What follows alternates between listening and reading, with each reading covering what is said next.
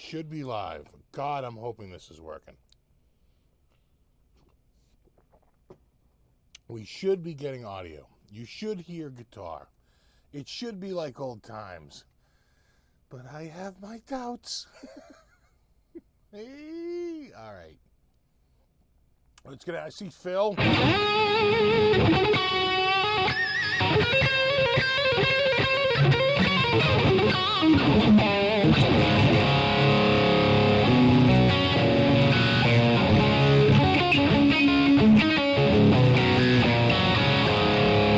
Alright, someone says it's all good. Someone's saying good evening. Hear that? That's my condenser. Summer showed back.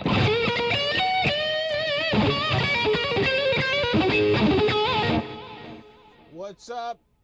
Joe and Gary and James and Dano and Pug and Todd and Vintage Vinyl Vets and Daryl and Epitome and Sean.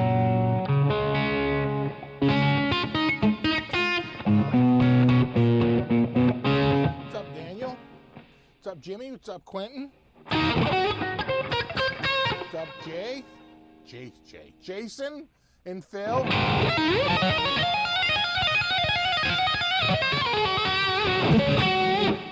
Proteus.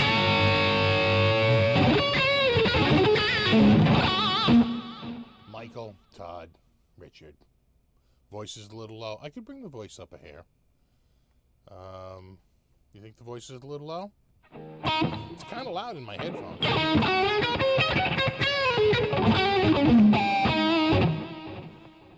So it says voice is a little low. Guitar volume is great. Voice is low. All right, let me see what I can do on the voice. Is that a little better?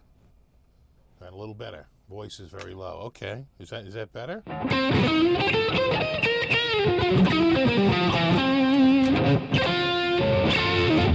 a little better there?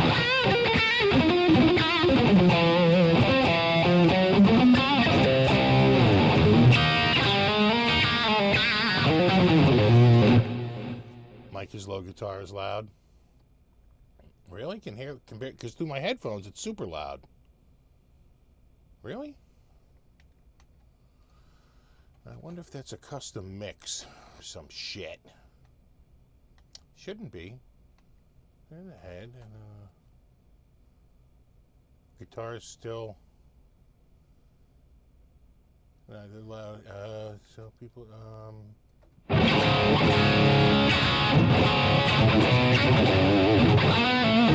check. See, now I can hear the guy.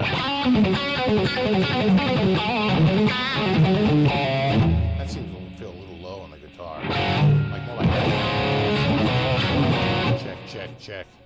Yeah, it does look a little low on there, but that's all the way up, and that's all the way up, and that's all the way freaking up.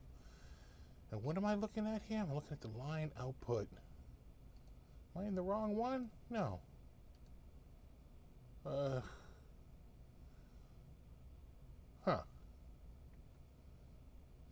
Am I really in 7 and 8, or am I in 9 and 10? It's goddamn system. 1, 2.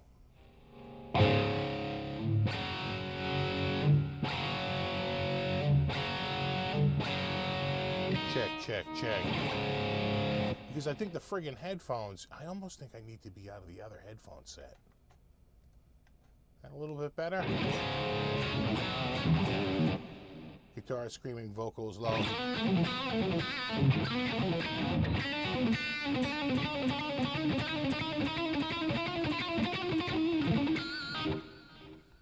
Yeah, that better? That's good. That's much better. Voice, guitar.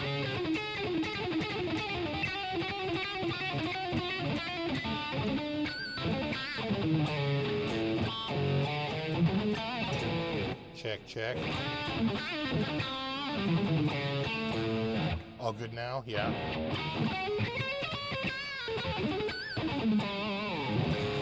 Good. Same there. Those levels are better. Good.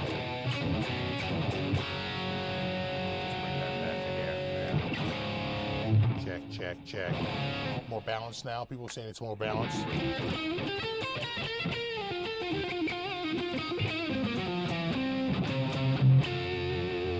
much better.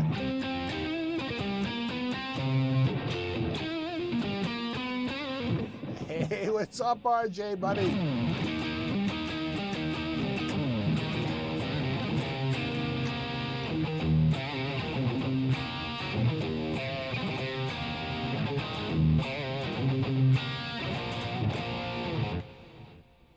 Yeah, someone said everything's a little low. That could just be a master volume thing. That's easy. You know, it does look a little low in the meter. I'm just going to bring this up a hair. Let me know if that's, that's the same volume in my headphone, but I'll bet it's louder on your end. That probably just went up in volume on your end.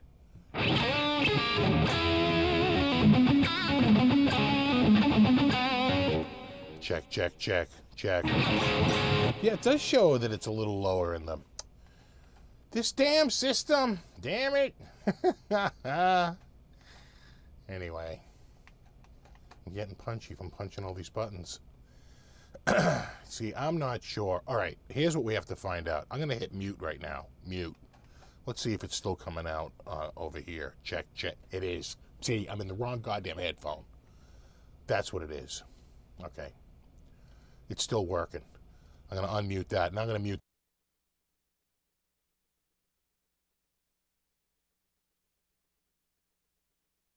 Yeah, that's my problem. It's like I'm not getting the right. There we go. I got to go into headphone number 2. There we go. There we go. Yeah, no wonder. God, that sounds awful. Hold on. I got to bring that down a hair. Yeah, that was way too loud. That was way too loud. See, I mix with the headphones.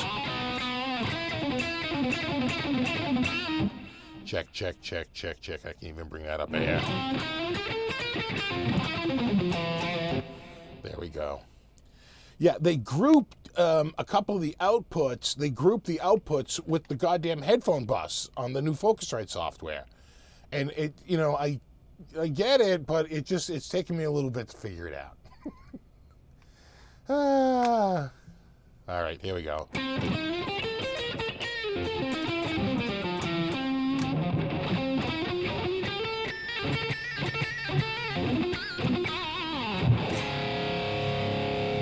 All right.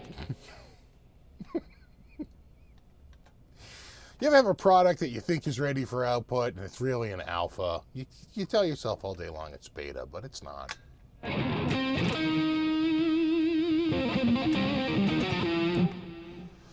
Probably up my main another 10 dB. I'm upping my main. That's the main. Let me know if that's that's getting close, a little red. I'm redlining. That's a little too much. I'm backing off a hair.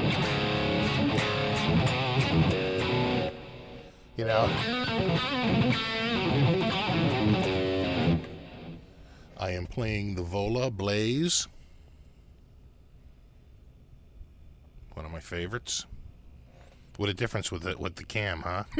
versus the phone. You'd think the phone would be awesome, but yeah, not so much. I thought that playback footage was kind of.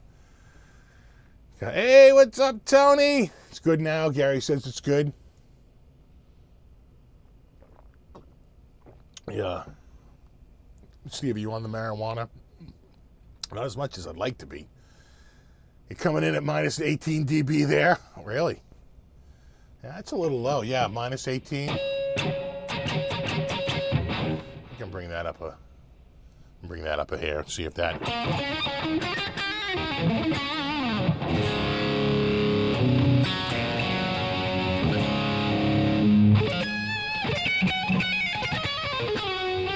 Oh.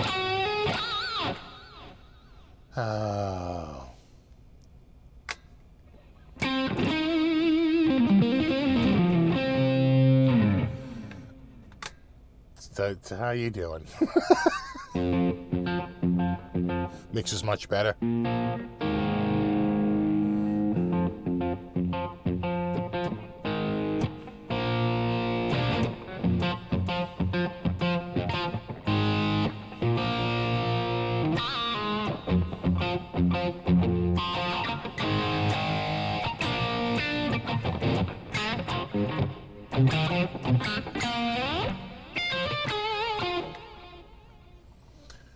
Rangers versus the Flyers. Can they really? Oh, tilt the camera down here? Yeah.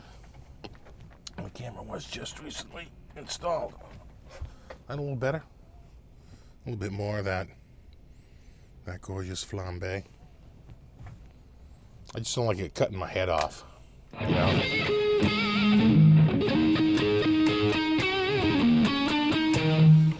You had to redo your whole setup. Yeah, pretty much. I pretty much unplugged the drives that were in there, plugged in a new drive, and installed Windows. That's pretty much a reboot, you know? What was great was I took it outside, you know, I fired up the big old air compressor. I got one of those big, tall bottle, you know, roll-arounds. It's like got its own built-in dolly. And it does like 150 PSI. I got the oilless. Crank that up, get a little pressure going. Hey, thanks, Dennis. And then clean the whole thing out, right? You're starting fresh. And then just pull.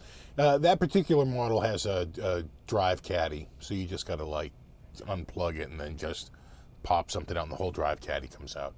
And then just had to mount a new drive and then not plug in the other ones. I mean, I could, but it's not a good idea.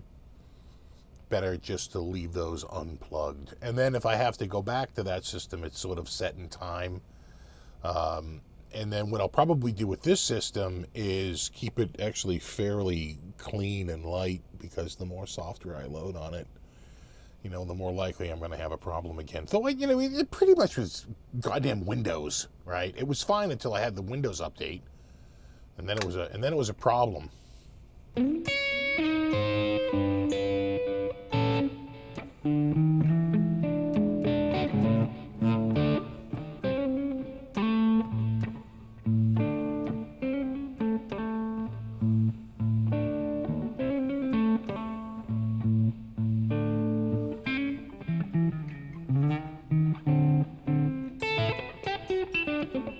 What was the best guitar you played at Henning's house? That's hard to say, but there were some nice ones there. The Tone Folks guys, they had some. My Back was there. They had some really nice guitars. Mayonnaise. And who else was there? Friedman. Friedman had a whole bunch of guitars there, and those were some pretty sick, like early 80s Charvel style, you know, hair metal, pretty awesome stuff. You know, it's good. Hey, Steve, you rock. Can you play the Sir? I don't own a Sir. I have no idea. What are you talking about, sir? I, sir, don't own one.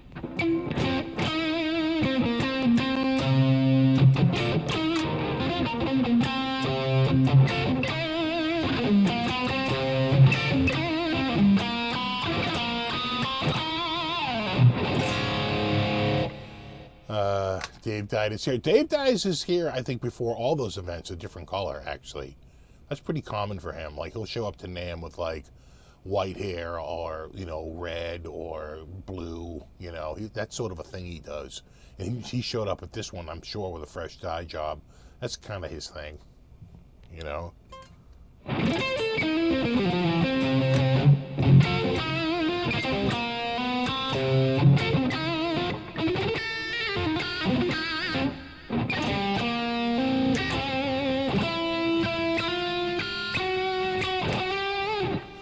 I mentioned playing an Engel amp. Did you dabble with them too? I did.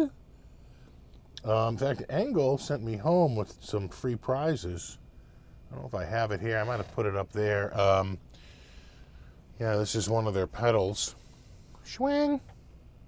Well, we have to bring that back. Oh, yeah, there you go. Now you can start. It's too close before. It was getting blown out.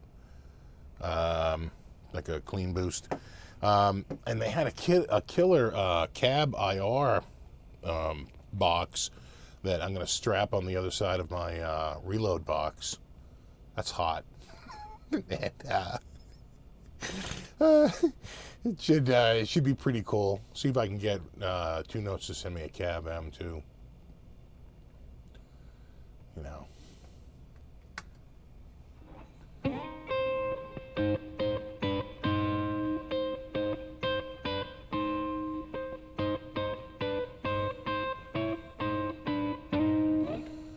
I got a Larry Mitchell Nags guitar coming next week. Look at you there, hot shot. I've been saying that for like a couple of weeks. David Spade told a story on Stern recently about this Boston woman who basically forced her way into his van to tell her a lie about how she was going to name her dog Farley, which she found out later was just complete bullshit. And she was like, "What do you think? You're some sort of hot shot?" Just laughing my ass off. It's the most Boston story ever. You got the tuner pedal hooked up? I do not. In fact, I was just thinking when you were typing that, what the hell is that tuner pedal? I'd like to show it to you. It might be in, I think I packed that actually. Did I do it? No, it isn't. I might have packed that extra deep in a camera bag, right? Just for packing purposes. My bag was so freaking busting out. I thought they were going to stop me. They did stop me because they wanted to know what the friggin' capo was. They saw this metal, like, stabby thing. I'm like, what the hell is this? I'm like, a capo for guitar neck? They're like, oh, okay. But I thought they were going to stop me because it was so heavy, and there is a weight limit. But Guten Morgen from Germany. Guten Morgen. Yeah, it's probably 1 a.m. for you. Thoughts on Mayonnaise guitars? They're pretty damn killer. Pretty high end. I played a couple of them there. Pretty sweet. I was like, nice.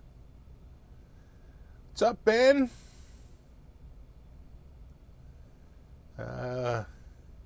Best piece of swag Peterson tuner. That was, yeah. Where the hell did I put that?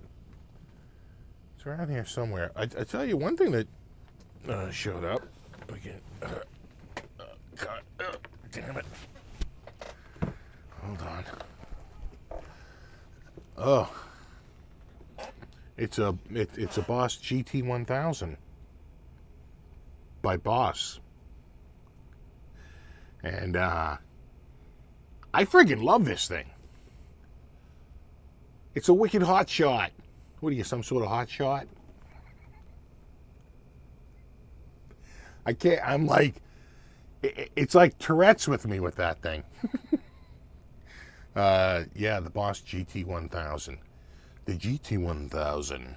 Yeah, it sounds so freaking awesome. I love it. It's nice. I am a fan. What else did we get? We got, I think this is from the swag bag. Yeah, I'm pretty sure it is. We got a acoustic cable. And this Ortega strap. And strings. Ibanez strings. Are they 10s? 10 through 46. This was from Engel. It's bamboo. So you have to hand wash it and all that crap. But, it's like enviro-friendly silicone. This was from the Summer NAMM show. The guys from Epiphone laid that on me.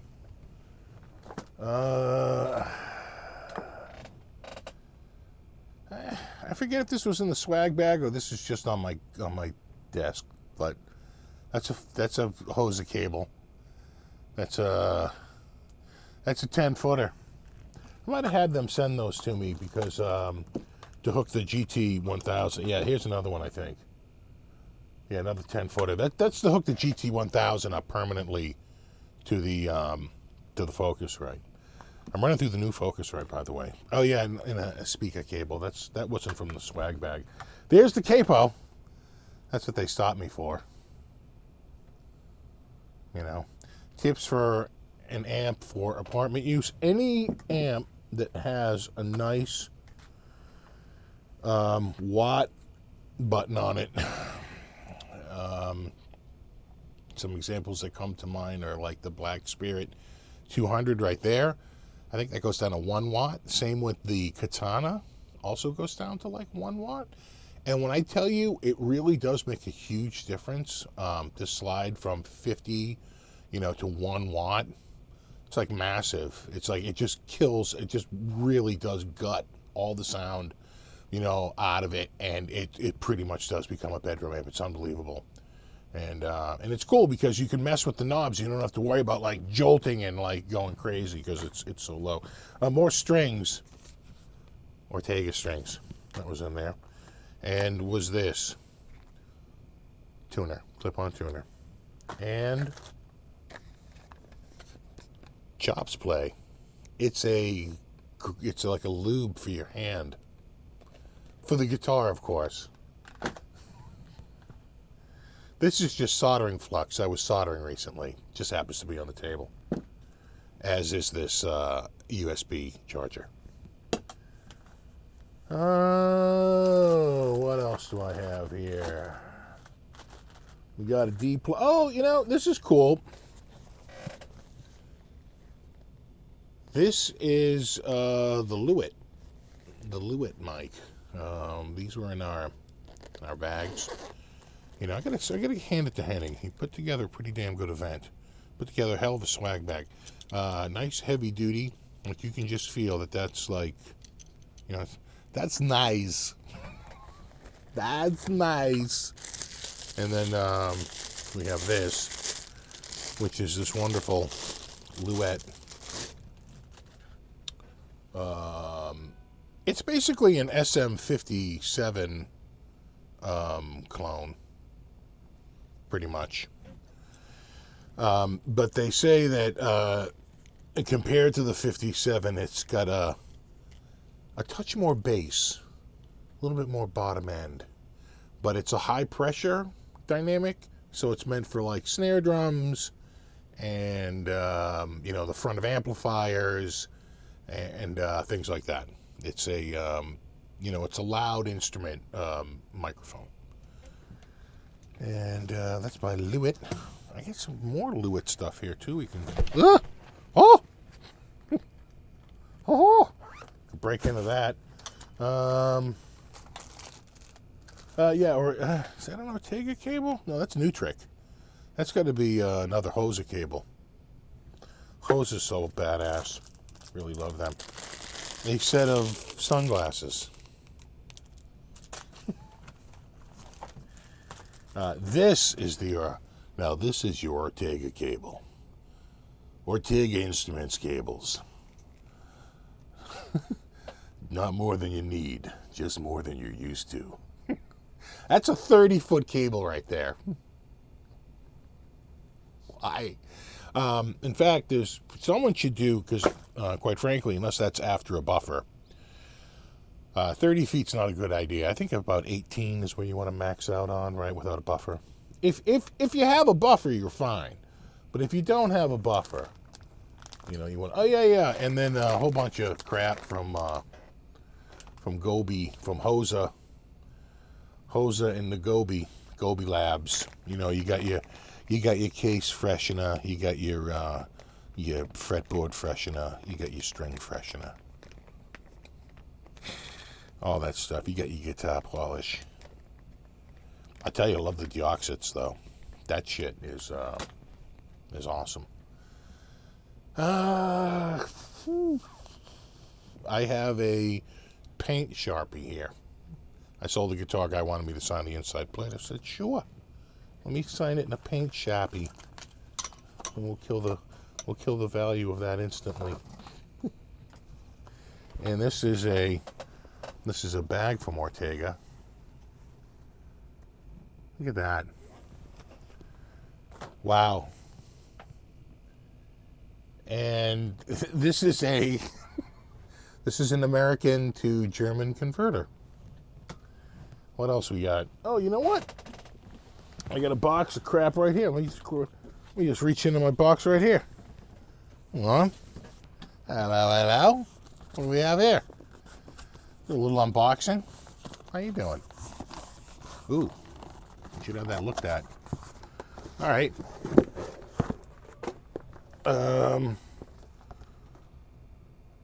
The LCT 440 Pure. A condenser mic for It's like, that's for like acoustic guitars, and I guess you could use it on the front of an amp, but I'd be more likely to use it on the front of an acoustic or vocals, like voiceover and singing and things like that. All right. I know I kept telling them that Ortega's a big food brand in America, and they were like, what? Like, I'm telling you, they're like the Taco King in America. Oh, God, I can't get it out. Son of a bitch. Is the handle on it? No, the handle's on the other side. God damn it, it's upside down. Come on, get out. Get out of there. This is heavy. I gotta take 2 hands. Oh, God. Here we go. Hold on. Everybody calm down. Especially Quentin. All right, hold on. All right. Here we go. And then move that over. Spin this around. And this will go like, well.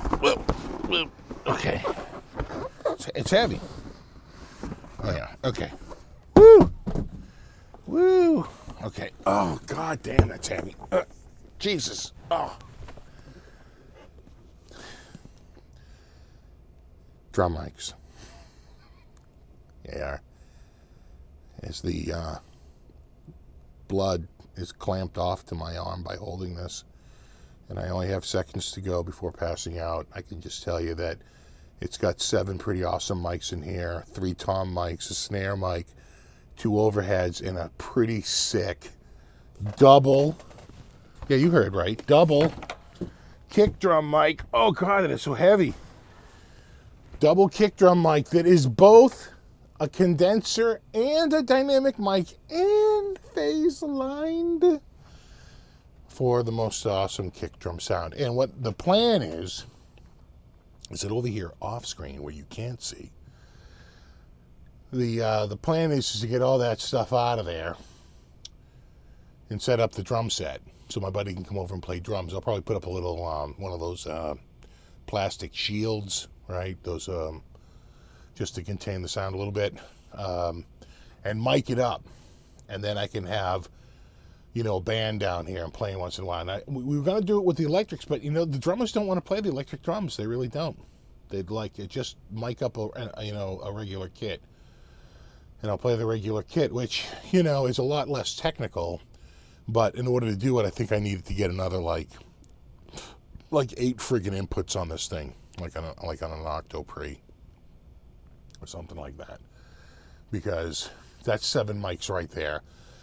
Plus, I have to add a bass and a guitar, maybe 2 guitars. We'll see, and probably vocals. Get that all going. So it's going to be a bit of a project, but I got the mics. You know, I have the drum set. I've had the drum set for a couple of years now. Not Slingerland. Who is it? It's like a. I think it's not. Is it DW? I forget. It was really inexpensive, and it's actually made in the UK. It's a UK kit, like Proline or something, and they're actually a lot more expensive than what I paid for it. My cymbals are kind of crap. I got to talk to the guys from Meinl and see if I can get like a cymbal kit over here. Like, you know, they make a kit that's pretty inexpensive. That has like whatever is in it. It's an upgrade from what I have. What's up, Peter, buddy? Oh, what else is new? Y'all seen that? No? That's new. I'm so happy that I got this going again.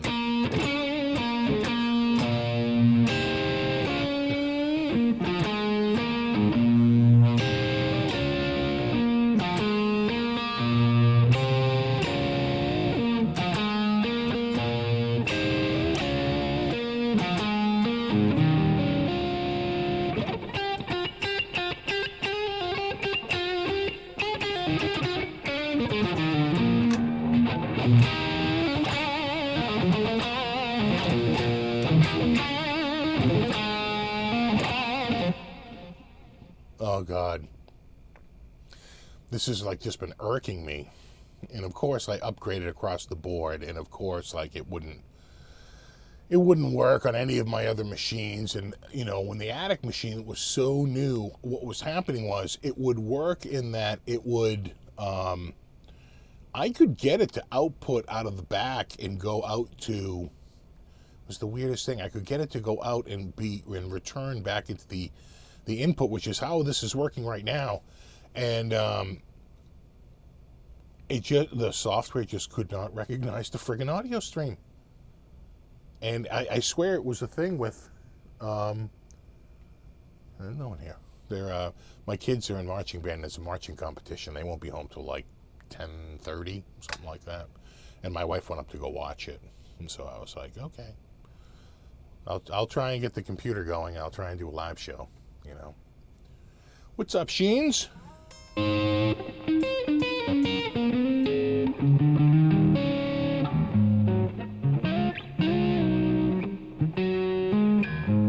What is that acoustic? That look nice. That is an Epiphone.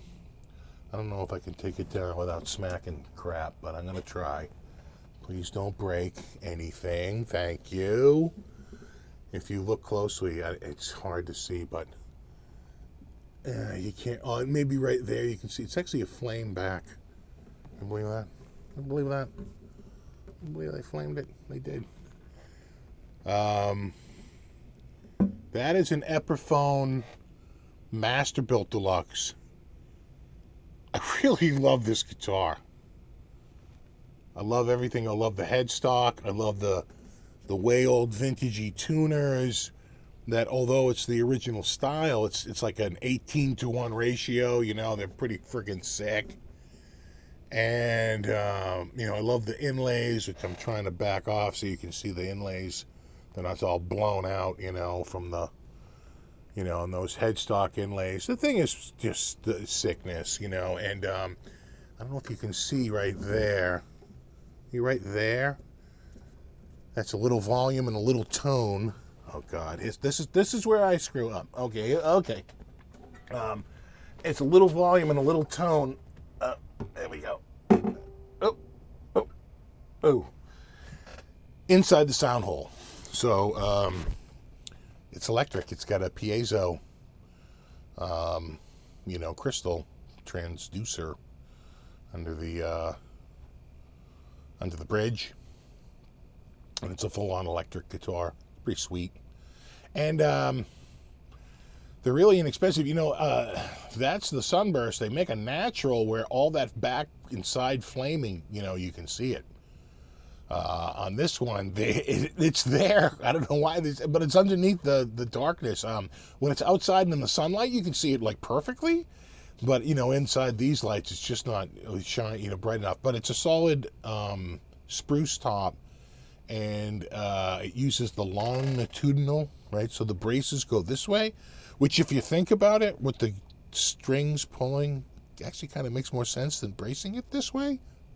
Who am I to judge? Anyway, yeah, it's like a nod to their like old style. So I'll be having a dedicated video coming up on that real soon.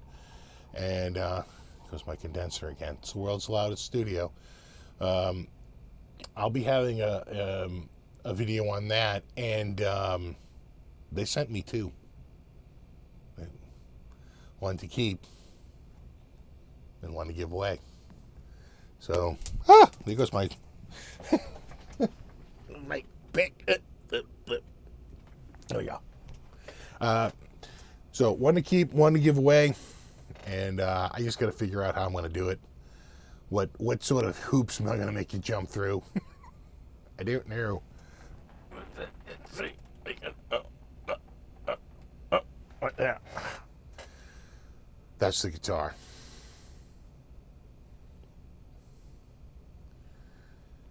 All right, let me just see who we still have in here. Still have Joe. Still got Phil. Steve, you still have that rosewood neck telly? Of course. Of course. I got rid of a bunch of guitars this year, but not that one. Have you ever seen or played a Gibson Victory? Funny you should ask. That was when I went to go buy the Strat, like the 1981 Fender the Strat. That was the other guitar I played. I played a Gibson Victory. It was their version of a Strat. They were like, oh, if you like Strats, check out Gibson's, like, you know, new Strat style guitar. And I played a Hamer V. I still went with the Strat. But I gotta say, I liked that Gibson Victory.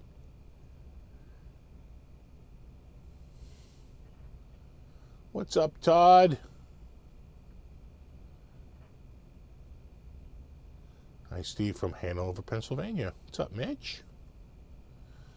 Mayonnaise or Vola? I like Vola. Mayonnaise makes incredible guitars, but I think they're for a little bit more of a metal market. You know, I think Vola is more of like a you know, like this. I mean, I guess that's sort of metal. That's kind of metal. I mention it. All right, never mind. I don't know what I'm talking about. I love this guitar, though.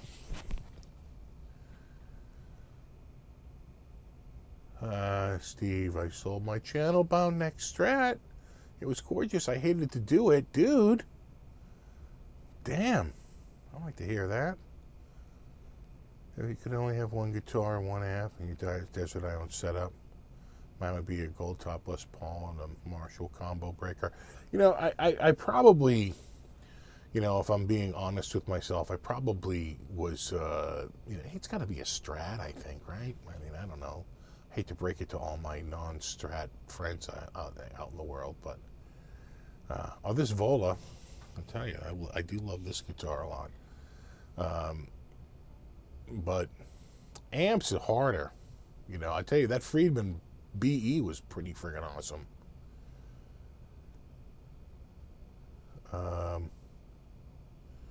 Steve, what was the main problem with OBS? I don't know. All I know is that once I updated to the latest version of Windows, the audio couldn't be recognized like on the back end. There's like nothing I could do. It just wouldn't recognize the stream.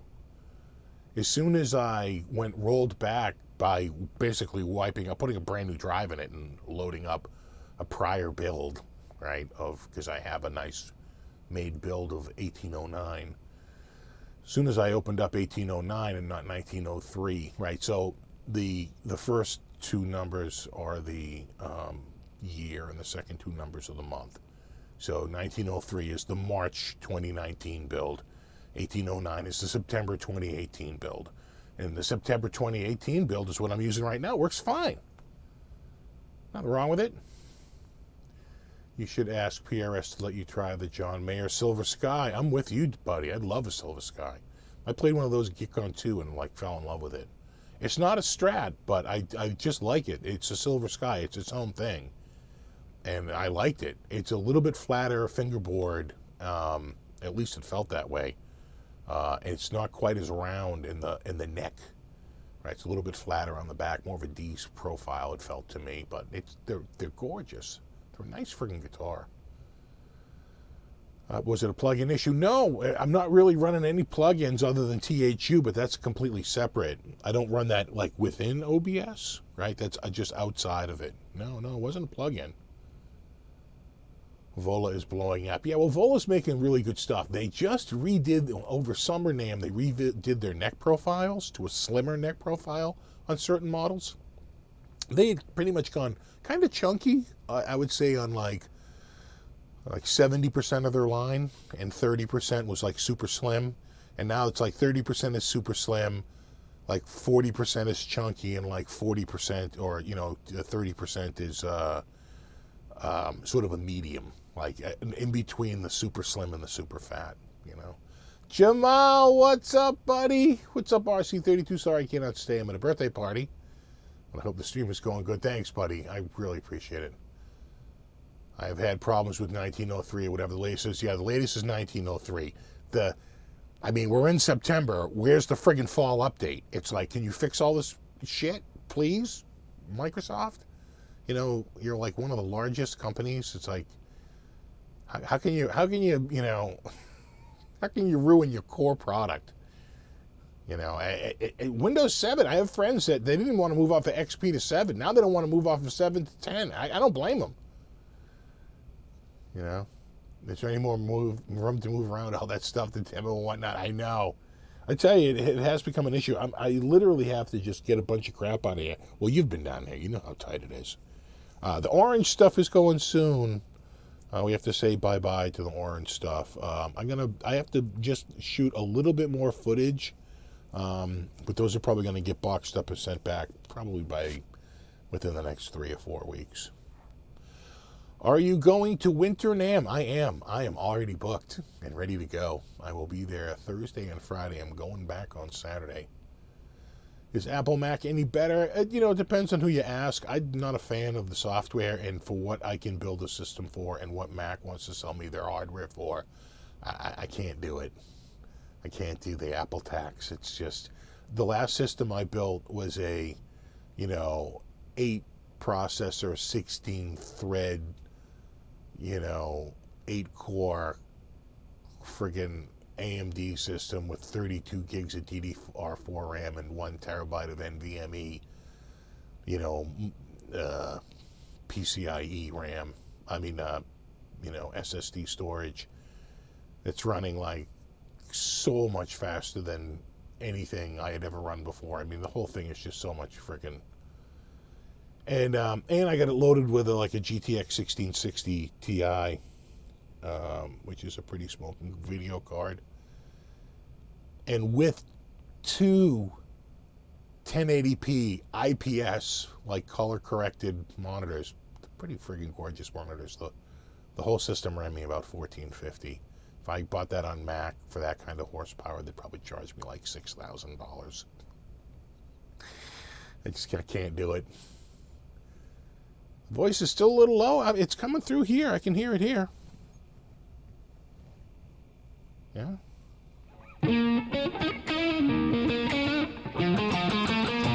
I could be that, I am on the battery. The battery could be wearing out.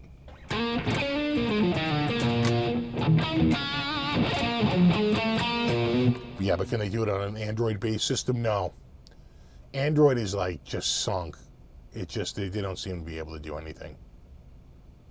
Yeah, I'm showing a friggin', a noise floor of 50 dB here. So I gotta be having a hot voice come through here. Yeah. I'm hearing my guitar.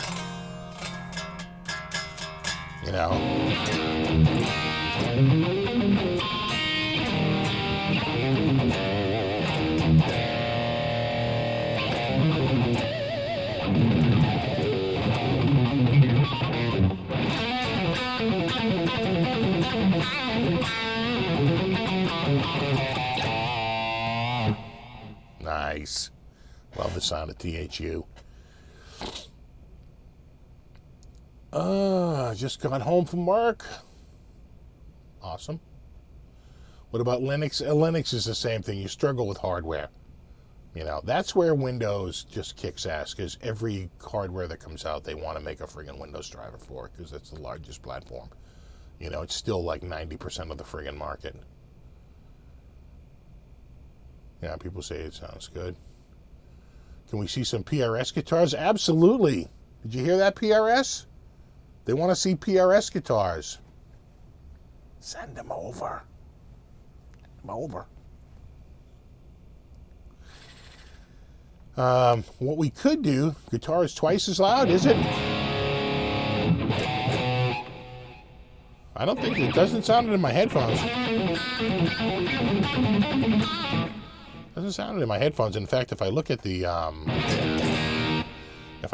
screen here, they're both tipping out around minus 20 dB on a on the.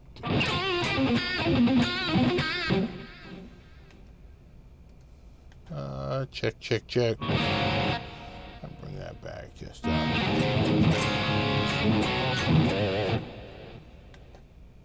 That might be a touch closer.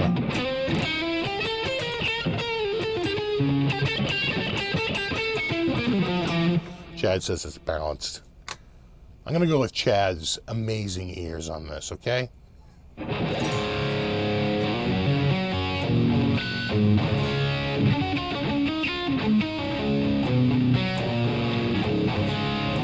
Skeptic says it sounds good. Michael says it sounds good. Caleb says it sounds good. Proteus says your vocal mic might be a little louder. What?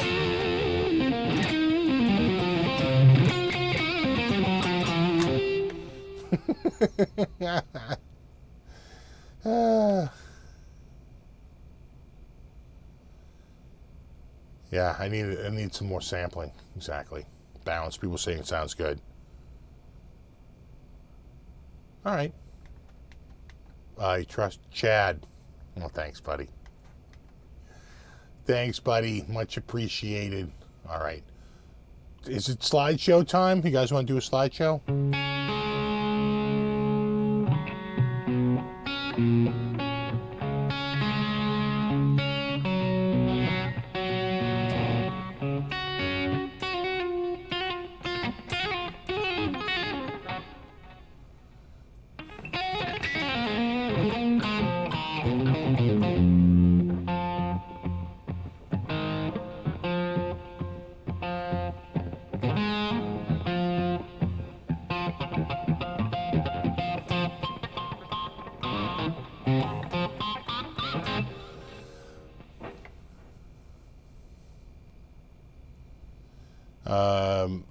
Okay, so Terry says it's balanced, but the output level is a little low.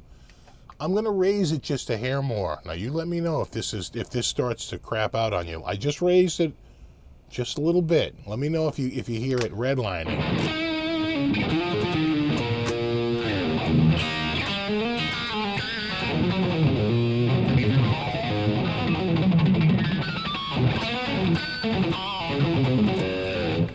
Yeah, we can do a slideshow. I have one. I got one ready to go.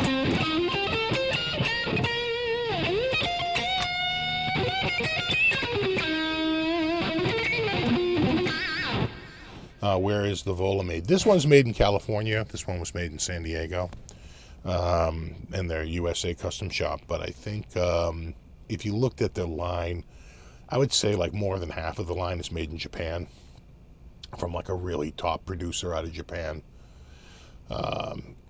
So that's really where they're mainly built, Japan and the U.S. I would say it's probably even more like 60 or 70% of the line is out of Japan. Like 30 to 40% is out of the U.S.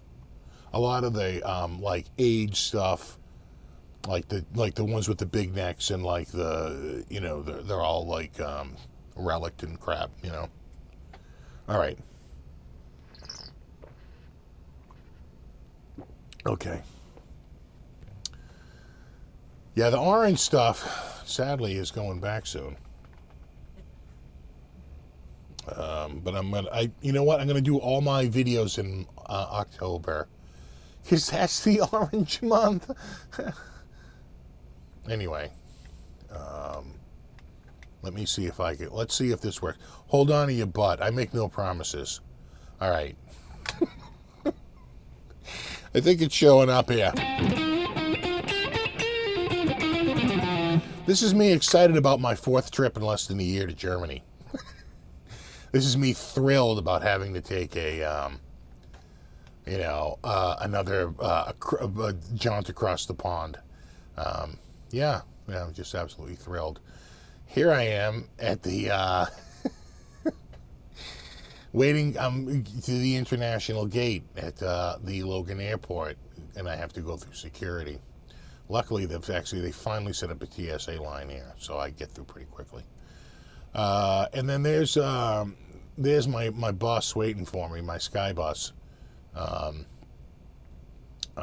had I would say I was pretty happy about my seat on the way out, and I was able to sleep a couple of hours, which is extremely rare for me. And I was so freaking happy about that, because I never sleep on those flights. And I'm pretty much going to be up for like just about 36 hours, right? You tack on like 12 hours to a day. There we are. We're about to land. Of course, you know, you fly into the night pretty quickly, and then it's pretty much night the whole friggin' night, and then you land at 6 a.m. I leave at like 5:30 p.m. and land at 6 a.m. the next day, which is really 1:30, which is really like midnight my time, but, you know. And then we're in Germany, and, you know, your typical, it's kind of hilly out there. Really is. Always going up and down a hill. And there we are at 42 Gear Street. That's at Henning's house with the Henningmeister. And we're probably, this is our first day just to go there and do something. Someone came and they picked us up and took us over there. And there's Richard from Hughes and Kettner, my buddy. Love this guy. My Hughes and Kettner bud. That's me out back looking at everything was dead except for this one little flower. I said, hey, bee little flower. Took a photo. Again, more hills and just extensive farmland everywhere. It's definitely not built up like America, without a doubt. There we are going our first day. Let me see if I can. Yeah, that's about right. There we are. Oh, we're having fun. And yeah. Hold on, I'm actually gonna bring this back over here. I think it's best up in this corner here. That's sort of the main room. The sort of the tent he had set up. It poured like the second or third day we were there. Third day we were there, and good thing he had that tent up because we needed all the space, and you know, it had to be out of the rain. Couldn't set that up outside. That was upstairs. That's a bunch of the Friedman guitars. You know, looks like I think I moved myself. Oop, hold on. I gotta go here. There we go. There we go. And just like that. There we go. And then a little bit more of the Friedman. I know it looks like Wisconsin, right? I know it's out there. This was one of the more fun items in the hold on, in the let me bring that up like that. This banjo guitar, it's like a Gitjo, or it's like a bantar. 6 strings tuned like a guitar. And everyone loved it. It was a fan favorite, as we like to say. Just you know, some Wampler stuff. Wampler was there as a part of the vendors. And this is like the show hasn't even started yet. It's like 2 days before it, but you know, a bunch of us got there early. We're all just hanging out at Henning's. You can I know it's early because it's sunny out. It wasn't too sunny for a while there. That's the front of Henning's house.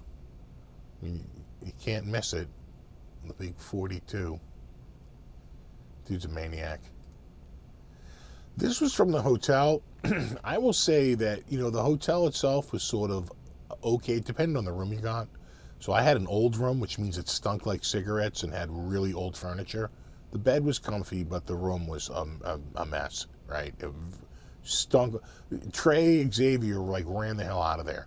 He was like, I can't even be in this room. That's how much he hated it.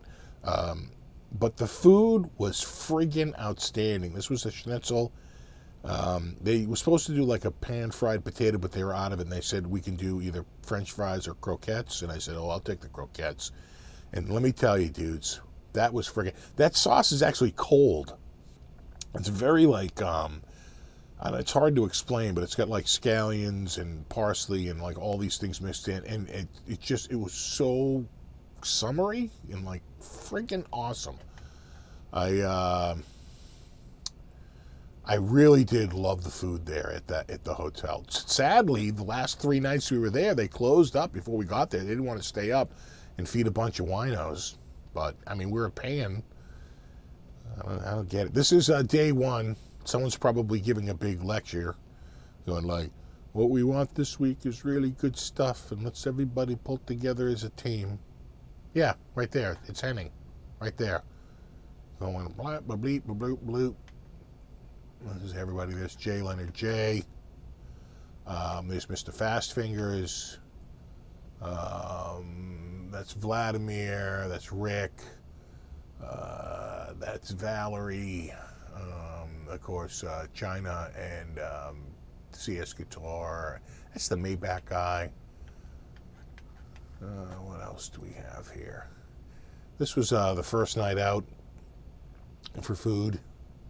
We went to an Italian restaurant, of all things, and it was really good. Just a couple of different photos, everyone at the table. You know, just having fun, a little Inception level. Colin got the calzone, which I have to say was looked pretty amazing. He didn't finish it, but I'll have to say he put in quite an effort. He put in quite an effort. That's a lot of food.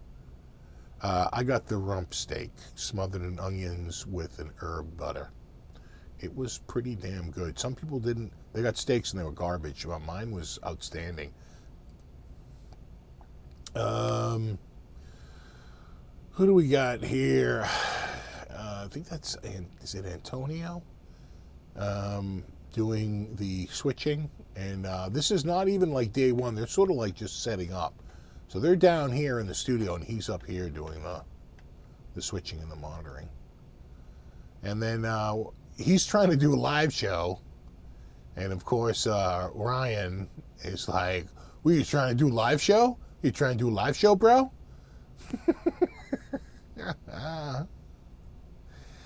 Yeah, it was so good. You know, there's a castle. It's got the birds flying around up there, but you know, they look like bats. I mean, we don't have in America. You know, it's rare to go through an area and go, "Oh, look, there's a castle." Not a lot of castles in America. If they are, they're behind a big gated wall. Yeah, they hide them behind a whole bunch of shrubs. A lot of hills there, and you can see it was like raining on and off. You could see how it was wet there. But we're up there. We're up on a bit of a vista. Again, up from the vista, you can just see it drops off and goes on for quite a while there. Kind of that. Again, you know, up on that castle wall, you can see I think that might be the castle way over there, like a little part of it. And just more typical German. It could not be more German, right? I mean, look at that. Holy Christ. It's like a schnitzel, and you know, all rolled into one. Look at that thing. It's like currywurst right there. Very German. They go wide shot there. You know, if that's what you're into. Pretty cool stuff. I think that's the entrance to the castle. We're storming the castle tonight, guys. Again, we're going to a restaurant. It's me and China Guitar Skeptic. I don't know if I probably didn't get pictures of that dinner, apparently. So there is the next day, and that's actually a premium, not a prestige. And it was I'm pretty sure, I'm 99% sure. We'll find out later, we'll see. Could be a prestige, but I'm pretty sure it's a premium. These were the fan favorites right here. See these two little bass ukes, right? Everyone loved these. I got one of these coming here. The one on the right is a fretless. The one on the left is fretted. I told them I wanted fretted. I mean, why torture yourself? You know? Again, a nice, beautiful guitar. The Ortega guitars were impressive, and they had them all out, and everybody used them. You know, they're pretty. Again, just, it's the most metal guitar ever. Metal! Yeah, I'm probably just going through and shooting some product stuff here. This was all out in the tent. A little Friedman wah pedal. I need a wah pedal so badly here. I got to talk to them about getting one of those Gold 72s. It's probably a really good choice. Some of the Synergy stuff, some of the, I guess that's Wampler, right? Yeah. I'm just shooting photos in the tent. Oh, look, that's a Tom Quayle photo bomb right there, bro. You just got quailed. That was a gorgeous back. That kind of reminded me of, like Brazilian rosewood, if you've ever seen that. Kind of like the weird striping that gets on it, but it's not. Just more photos, of what the area looked like. They sent me home with one of those. That's it, right there. It's like it's like a cab loader. I think it's called the cab loader, and what's it called? The cab. Cab something. Cab dater. Cab frickin' something. Anyway, point is, it's got a bunch of cabs in it. And I think you can even load on USB on your side your own IRs. It's pretty slick. I can't wait to check. I have it here in the box. Can't wait to check it out. Their little Powerball pedal. Angle. They're making the moves. I love Angle. Those guys are super cool, the Angle guys. This is the refrigerator we were using. Hughes and Kettner brought an amazing Hughes and Kettner fridge. It's basically a fridge, and they dressed it up themselves and stuck the thing on top. And I got to say, it looked freaking amazing. It's basically LED tubes and a hollowed out head. And they're like, yeah, we don't have a Marshall one for sale, but we'll make our own. I was stocking that like sometimes twice a day because I like cold drinks. They didn't have ice. And when they ran out, the thought of drinking like a warm Coke was just too depressing.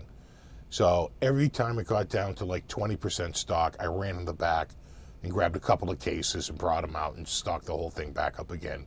Because I knew hours later I'd be damn happy that there was an icy cold Coke in there waiting for me. It's cab loader, one word. Okay. This was the sign that was there. If you guys know that dude, it's a Cheddar Kung Pao.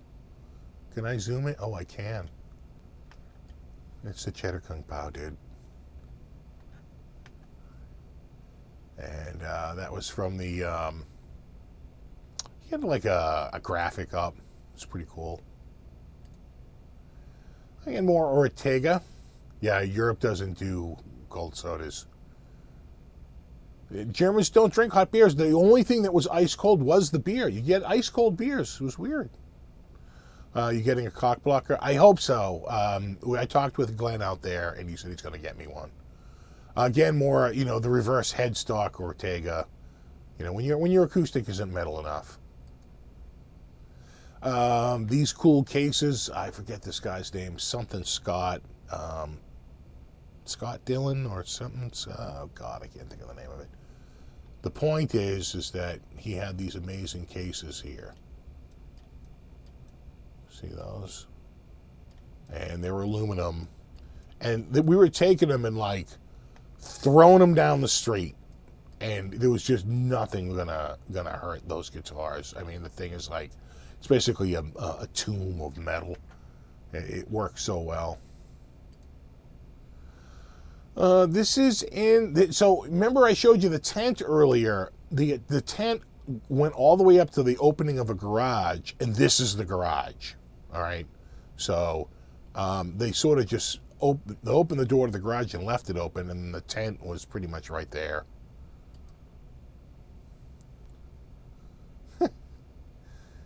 We're just having fun. Okay, we need to talk about this shirt. I can't explain it. I don't know what it is. It confuses me mostly. But they are for sale. Henning, I can probably get you a link. There's me. He tried to get pictures with most of us, like like Colin and Phil and Glenn and Henning and Quail and myself with our mouths open, right? Some people got good shots, like Mika got a great shot, and even him, even though his mouth's open, it's a smile. But it's just like, ugh. Well, what are you doing? what are you doing? Some more pedal boards. I probably said. Oh, this was sort of a fan favorite. This is by Mayonnaise.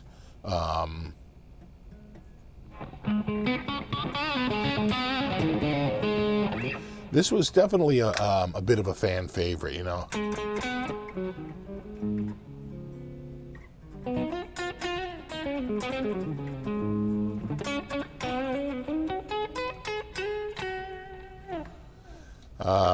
Everyone loved this guitar. There was just something about it. It sort of reminds me of like Lindsey Buckingham's like little guitar, and single coils, and it was like a semi-hollow, and everybody just, that definitely had everyone going, I like this one.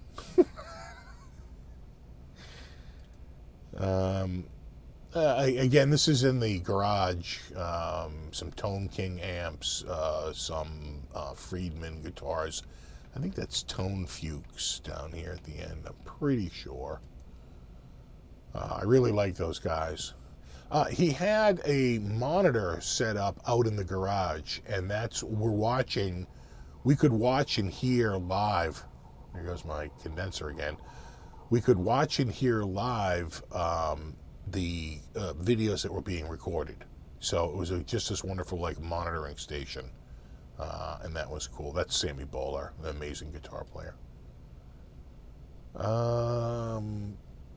This is just down in the tent room, hanging out. Again, 60 cycle hum. You got Glenny. He's saying, I think I can play a minor chord. Yeah, that's minor, right? Sure. There is China with that fade. He loved that guitar. He was holding that one a lot. Let's see. Yeah, there's Phil. He's got a Tone Fuchs guitar. Metalhead hippie Steve from Boston. You're getting a cock blocker. I'm hoping. I talked to Glenn about it out there, and I think he's going to send me one, but I won't know for a while. I don't even think they're out yet, so I think what they'll probably do is send them for like a release date, right?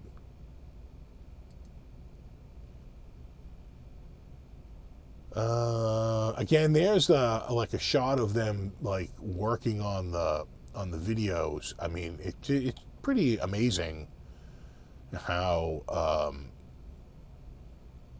how complex. I mean, look at that freaking setup. Thousands of euros right there, boys.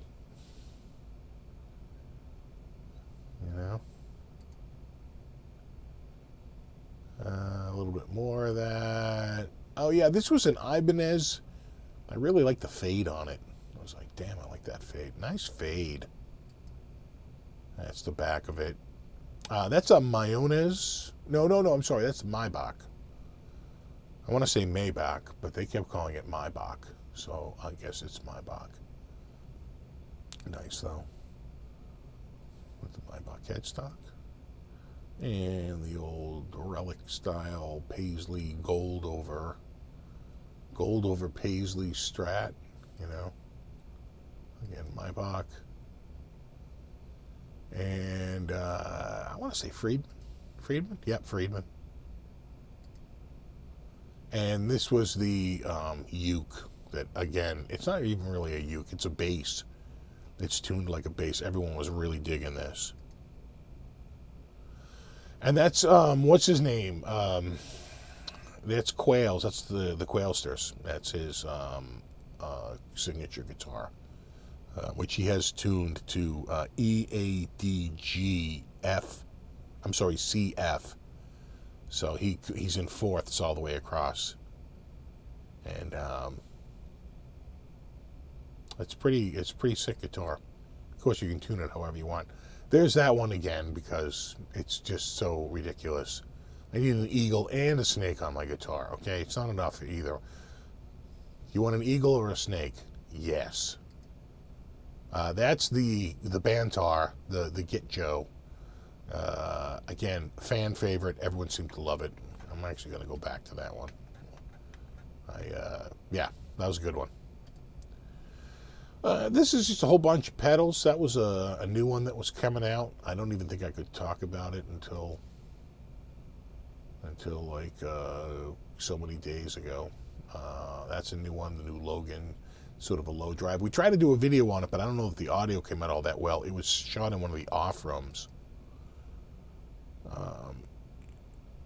Again, I love the graphics. I mean, these graphics are just so ridiculously awesome. You know, the worm distortion. You know, he's got all these. It's good stuff. The Easter Island and it's just it's sort of like the whale versus the squid or the octopus or whatever, and he's got all these. It's pretty good. The dead stag, the frequency splitter. All right, of course that lights up inside there like a set of eyes. Same with this one. I mean, the Fuzzly Bear. I mean, do you need more skin or you need more meat on that? Just the Varm. Yeah, Astro Spurt. I mean, this guy, a little bit more spurt. But his pedals are fun. We're just having fun. Lots of fun. Friedman stuff. The BE, the BEOD2, the BEOD, the Dirty Shirley, the Buxom Boosts, the Golden Pearl. This here compare the Fuzz Fiend with Rage Knob. The Motor City Drive. And a bunch of Wampler stuff. His Paisley Deluxe. The Euphoria. The Pantheon. The Velvet Fuzz. The Plexi Drive. The Tape Echo. Nice graphic. The Ecstasy. And, of course, a cat. This cat was the only one that really was very friendly and interactive with everyone else. He had like 3 cats. One was okay to kind of pet. One was completely scared of everyone. And this one just was like taking over the place. Like, I'm the captain now. Again, there's that sick fade Ibanez. It's premium. Yeah, look at that. Premium. So that means it's made in Indonesia, not Japan, which means that guitar is probably like $1,000, $1,200 tops. Oh yeah, well, hold on, I didn't mean to hit that so fast. Oh yeah, a little bit more. Ibanez Tube Screamer, a couple of Wampler pedals, and that's probably a Maybach, although I'm not positive. I'm going to guess Maybach. Latitude by Wampler, Hot Wired by Wampler. These are cool. I don't know if you've ever seen these, but the Synergy modules and that Synergy thing, they sort of built that system for Randall years ago, and then, they stopped working with Randall, and they just came out with their own called Synergy. And that's the Engel Savage head, and it really is like the actual preamp. It's pretty sick. Someone said they wanted to see the Golden Flake Strat again. Let's see. That was probably pretty far back. How far back? Dude. Oh, there it is. Dude. Right there. There she blows.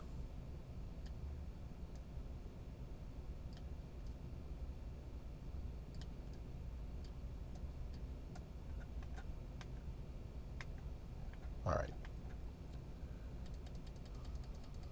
And do click. click, click, click, click, click. Little dual fusion right there.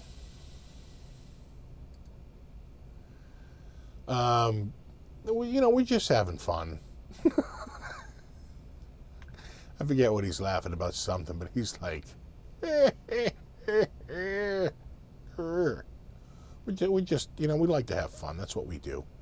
A little bit more of the German streets, very German.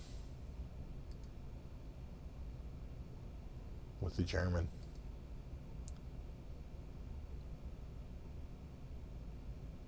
Nice stuff.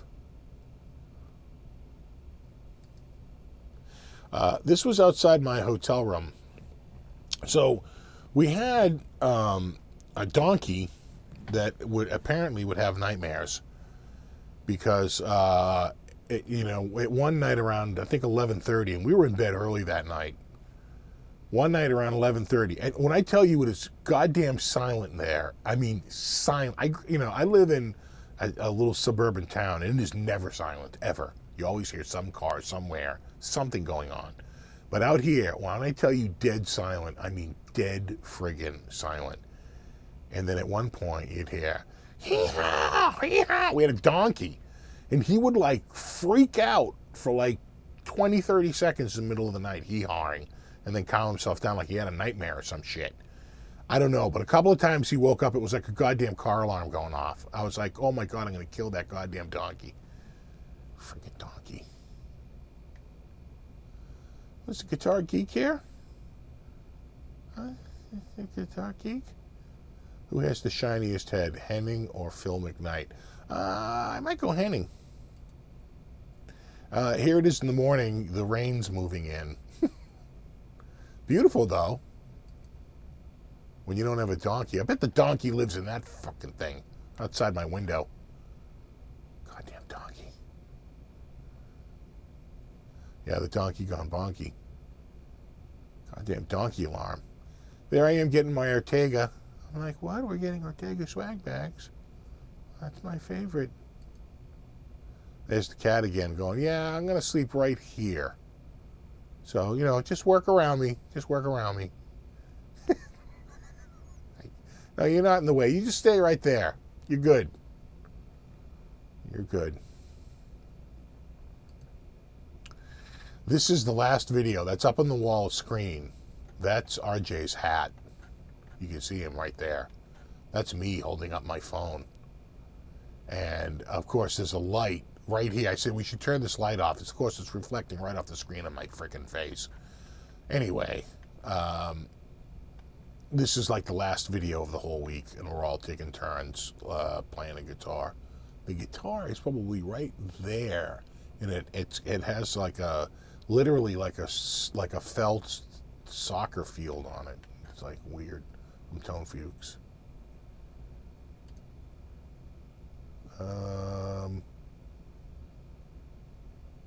And then this is it. That's the final photo. This is it. That's the final one. There is everybody. Except me. You know why I'm not in this photo? Anybody? Anybody? Bueller? Bueller? Why am I not in this photo? Yeah, because I'm the one taking it.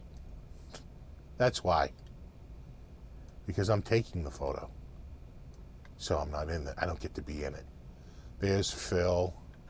There's J. Leonard J. There's Mika. There's Ryan. Valerie. I think that's Sammy Bowler right there. There's RJ. That's the guy from Pedals Fusion. I can't think of his name right now, but it's going to come to me. Peter? No. That's, I think that's the guy from Engel.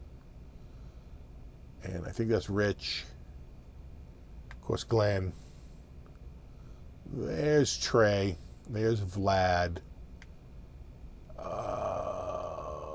There's China. And this is, God, I can't think. One of the good. Here's Henning. Henning's mom. The guy from Tone Fuchs. Harry and the guitar. Harry and guitar's girlfriend right there. There's Robin. There's Robert from Tone Fuchs. Rick Hollis. I think that's Antonio. Gabor from Super Happy Awesome Fun Pedal Time Show, something. That's Eric.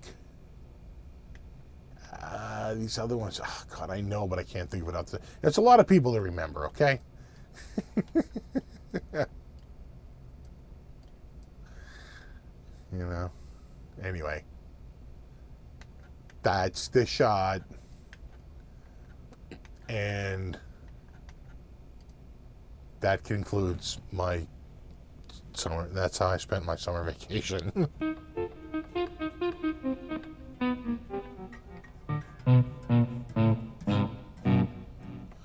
Not to sound elitist, but isn't there like real hotels in Germany?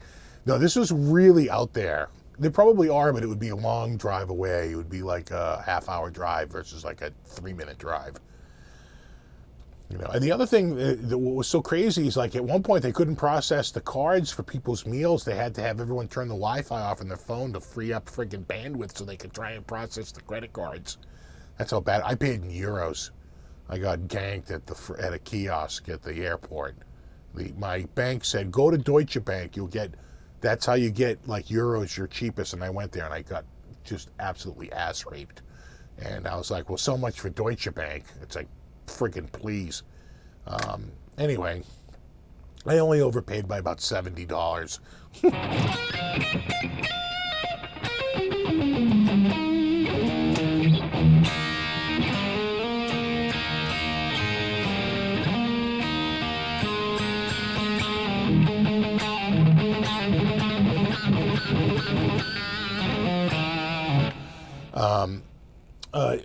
I thought I was done for the year, and I probably have nothing to announce because I don't even know the date of it yet.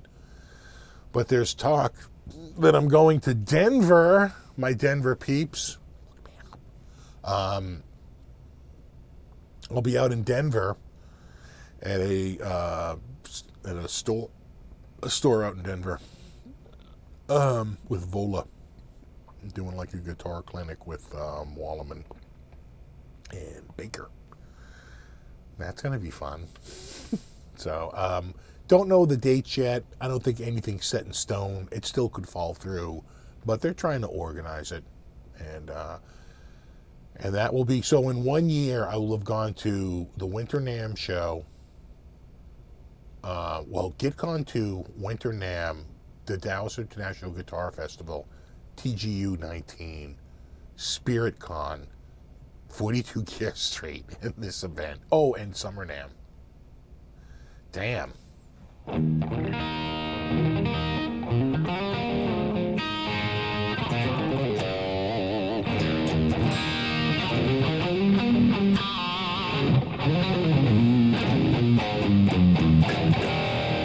hate to repeat myself, but I saw Hendrix and I don't know what he means by that. At the Cow Palace Coliseum at the Maple Leaf Gardens, 4th row center. Frank Tooney was my best friend's uncle. He managed MLG. Wow. Yeah, I didn't. I never got to see Hendrix. He died when I was 4. I made it tough. Flipside. Yeah, I think that is where it's going to be. Now that you mention it, I think it is Flipside. I hope it is because I just said it was. And if it's not, boy, that's embarrassing, huh?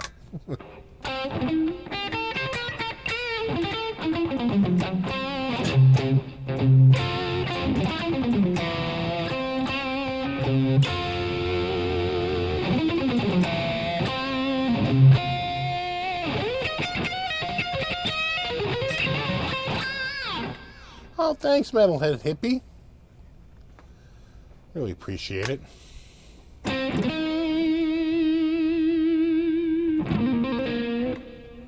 You need a manager and a publicist for all your shows in 2020. I know, right? Can you play Spanish Castle Magic?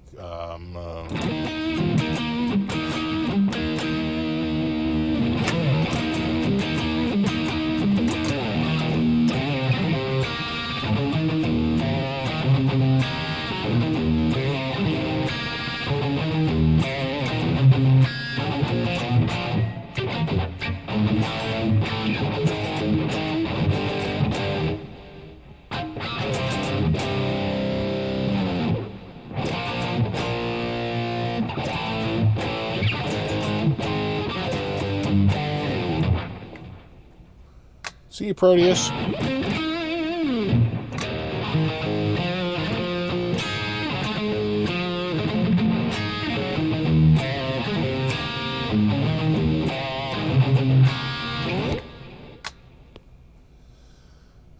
Steve, what's the neck profile like on that Vola? It's funny because when I hand it to people, they're like, inevitably they say it feels like they're Les Paul. So it's not like a big 50s one, but like sort of like that middle of the road one. It's definitely a little bit narrower side to side than some of their other ones. I really like it.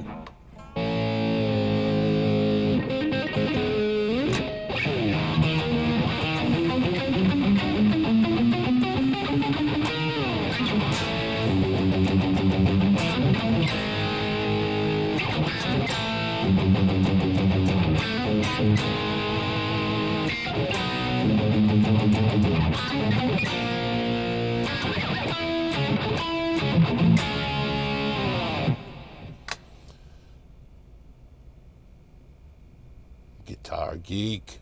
What's up, buddy? At some point.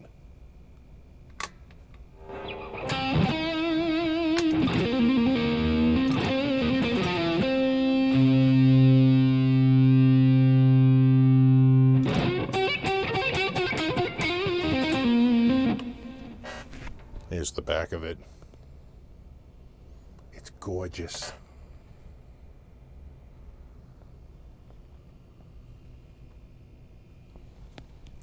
That's nice.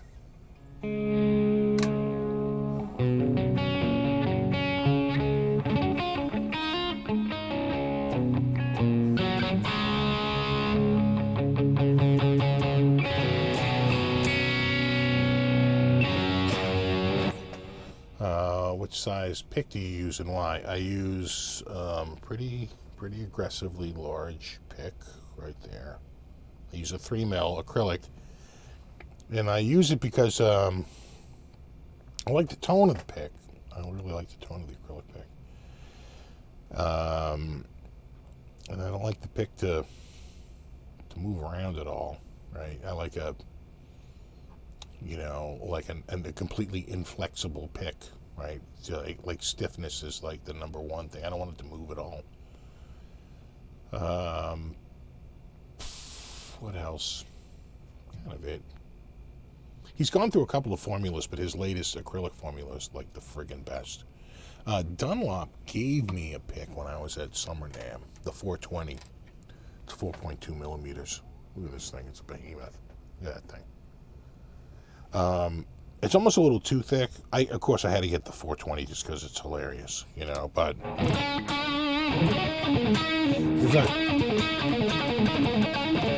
it's not the same. I would have to get a thinner version of it. Like, I'd have to try, like, their 2.5 or their 3mm. That's so much easier to play.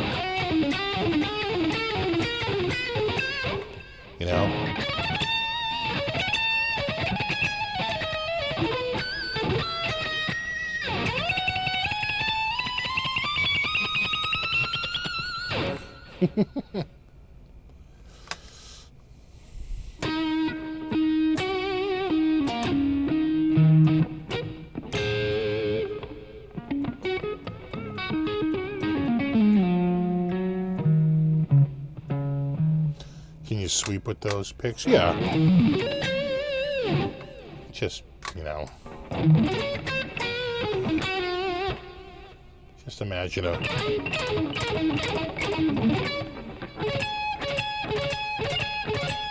it's just moving your pick across the string.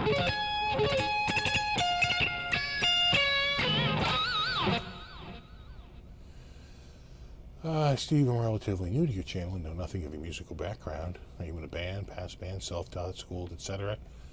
Not a band.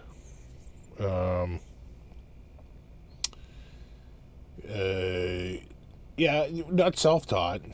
I did a lot of private lessons over the years. Teachers, various teachers. Never went to formal schooling other than Berkeley for one semester, though I think that counts as being an alumni at that place. No other school would do that, but Berkeley's like, yeah, one you're good. I think Mayer went one semester and they're still talking about it, so.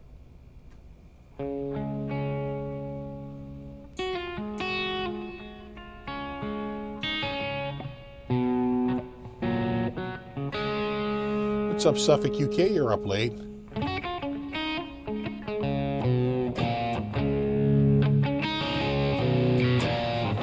Think it's crazy train time?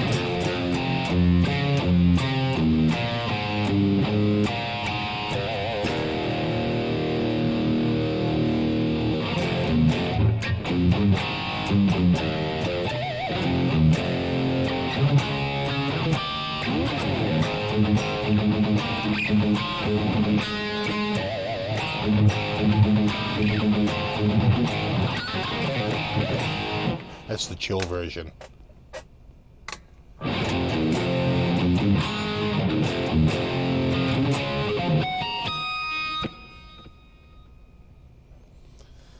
Alex Lyston loves your shirt. Well, I'm a big fan of the Hughes and the Kettner.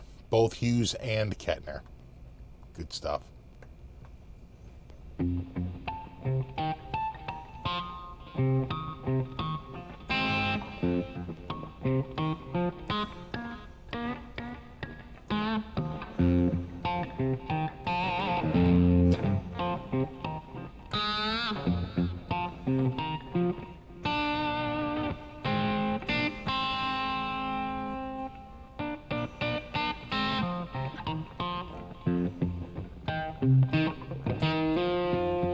Hey, what's up, Tone King?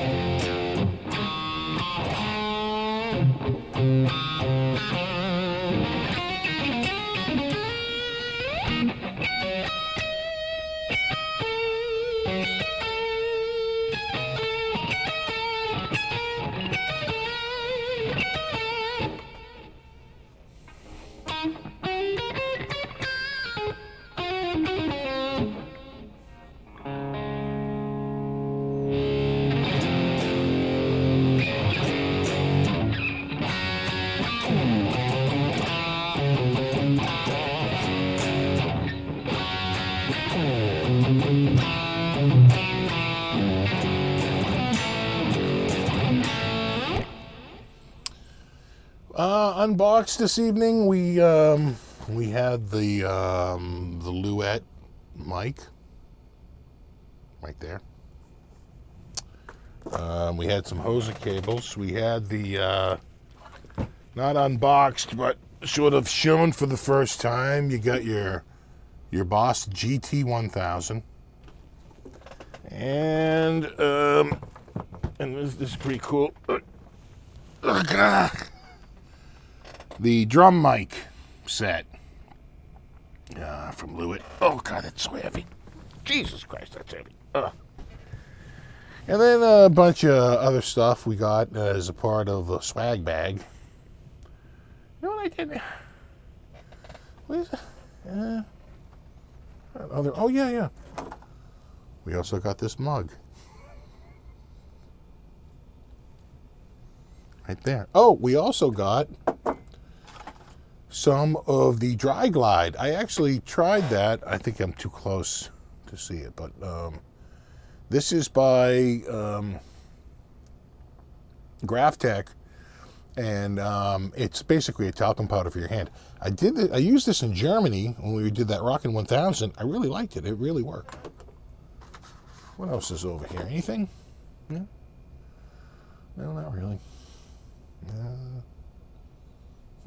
No, not really.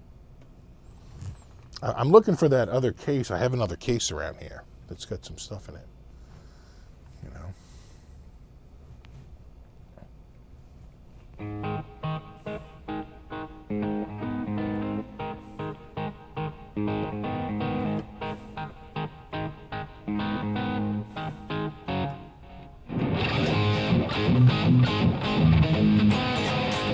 Steve, which model Hughes and Kettner do you have back there?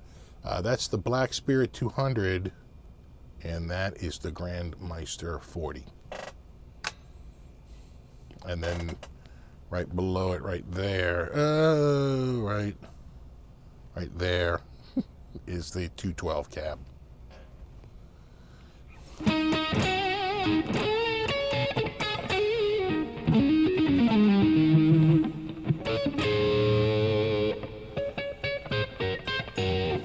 No, the orange, I've actually been consolidating the orange, so you're just seeing more of it. I'm actually sending the orange back soon, within the next couple of weeks, so. Take a good long look at the orange stuff. I'll do all the, gotta move this way. I'll do all the videos for like October. But yeah, we're gonna start the process of sending them back little by little.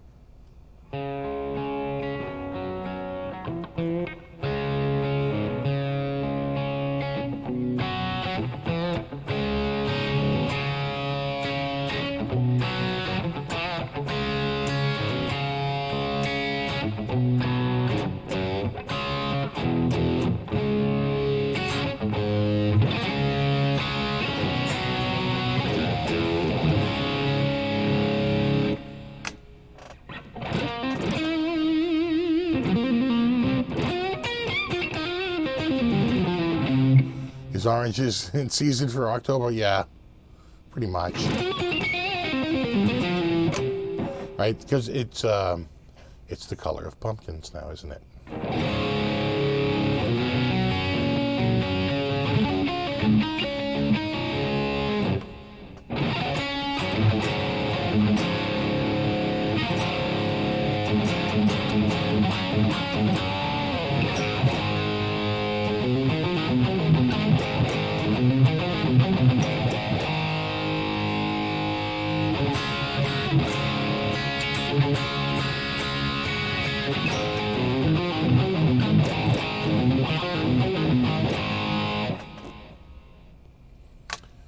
Yeah, needle and a spoon. That's a good one. Exactly, color of pumpkins.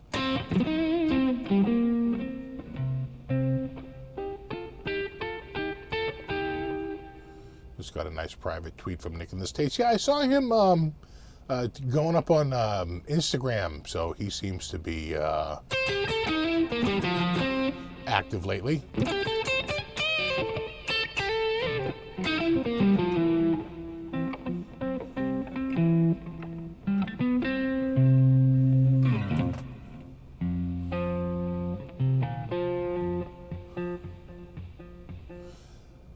Greetings, Serbia.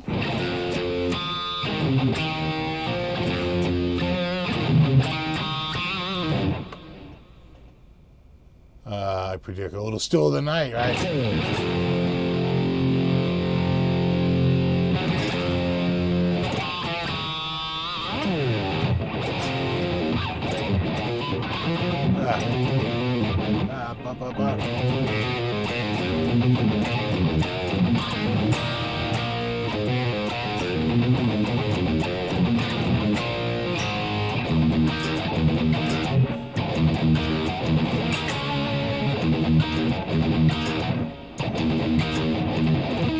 Hey, what's up, Brian? What's up, Gary from Glasgow?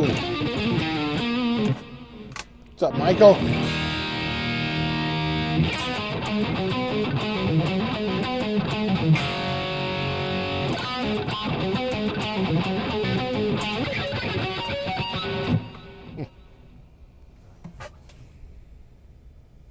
Yeah, the orange gear has always been there. The difference is that it used to just be this head right here on this cab, and this was down on the floor, and this was on top of it. And I just pulled that all that, and this was in the back.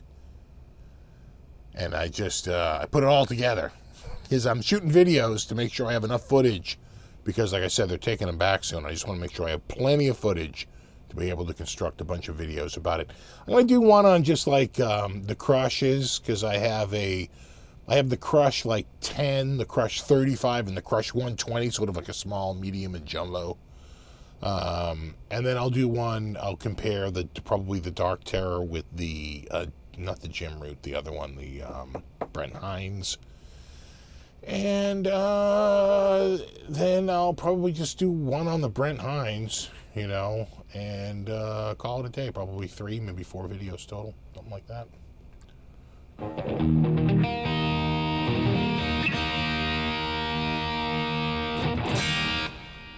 Is it Peter Brown's birthday?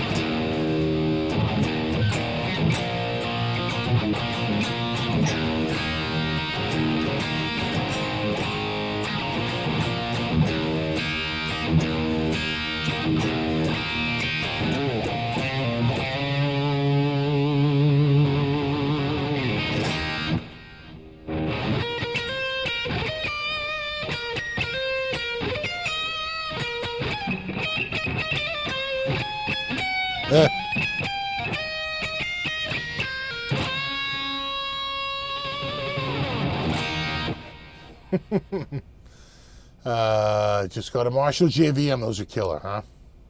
It's like a 4-channel, right? The JVM. Pretty awesome.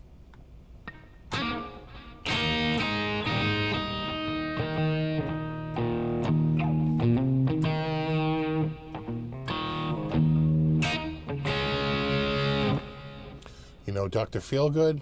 No, yeah.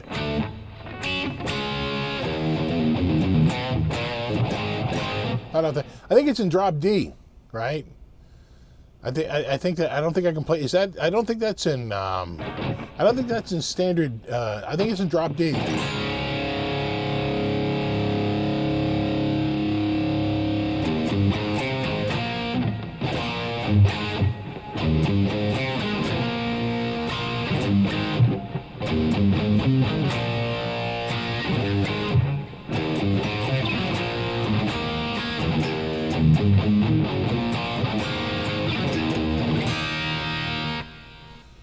Steve, I can't believe they don't make a wall charger for that thing. What gives for which item? Which item without a wall charger? I don't think I was paying attention to the. It's the standard. Yeah.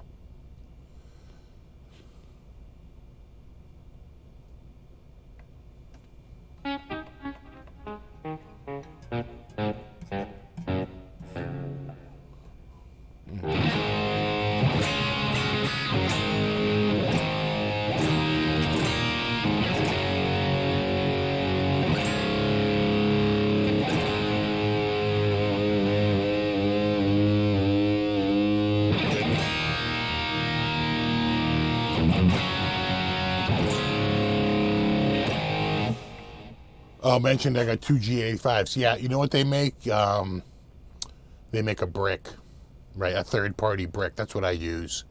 And if you'll notice on the bottom of the,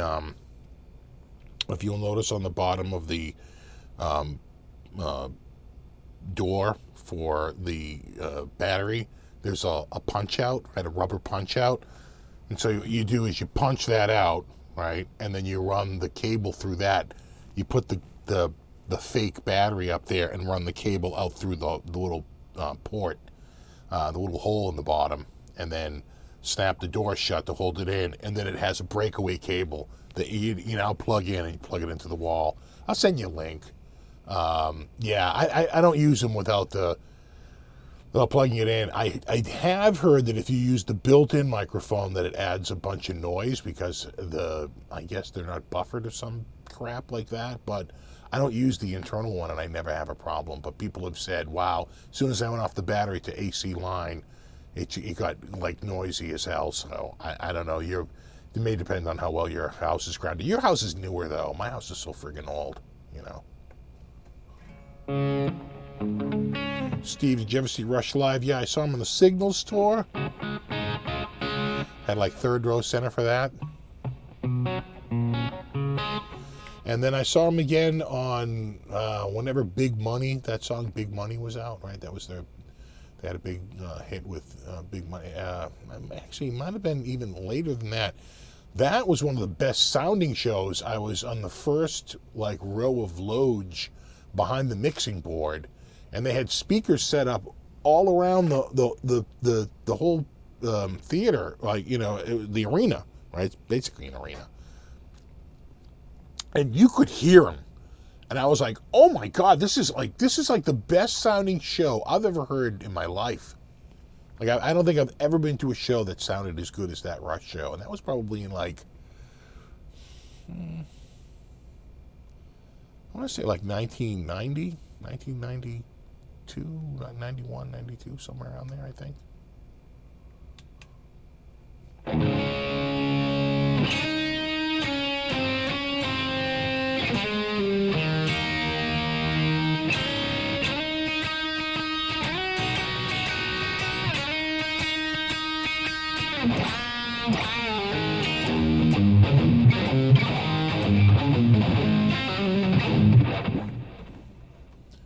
Time Machine Tour. I'll bet that was it. It could have been the Time Machine Tour. Yeah, or Power Windows. Yeah.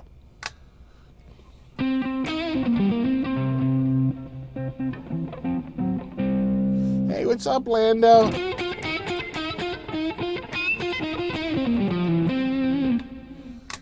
See you, Tone Seeker. Thanks for hanging out, buddy.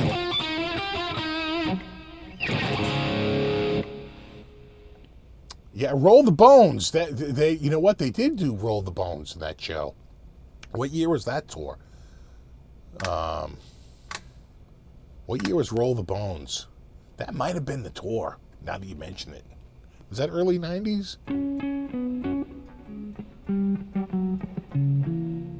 Oh, now I see Presto. Now I think all those tours sound right.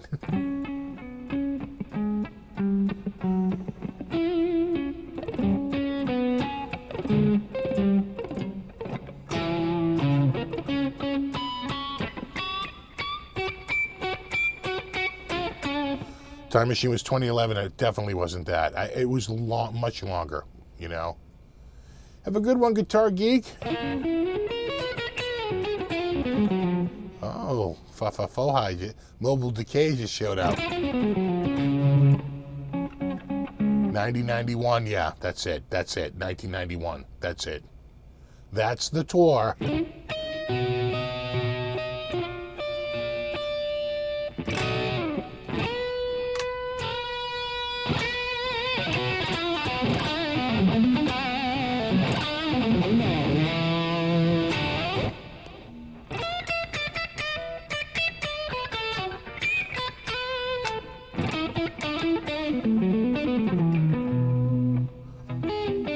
Well, thanks, Peter.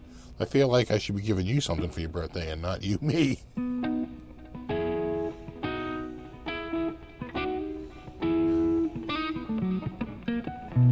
Yeah, so speaking of condolences, don't we have to sort of do...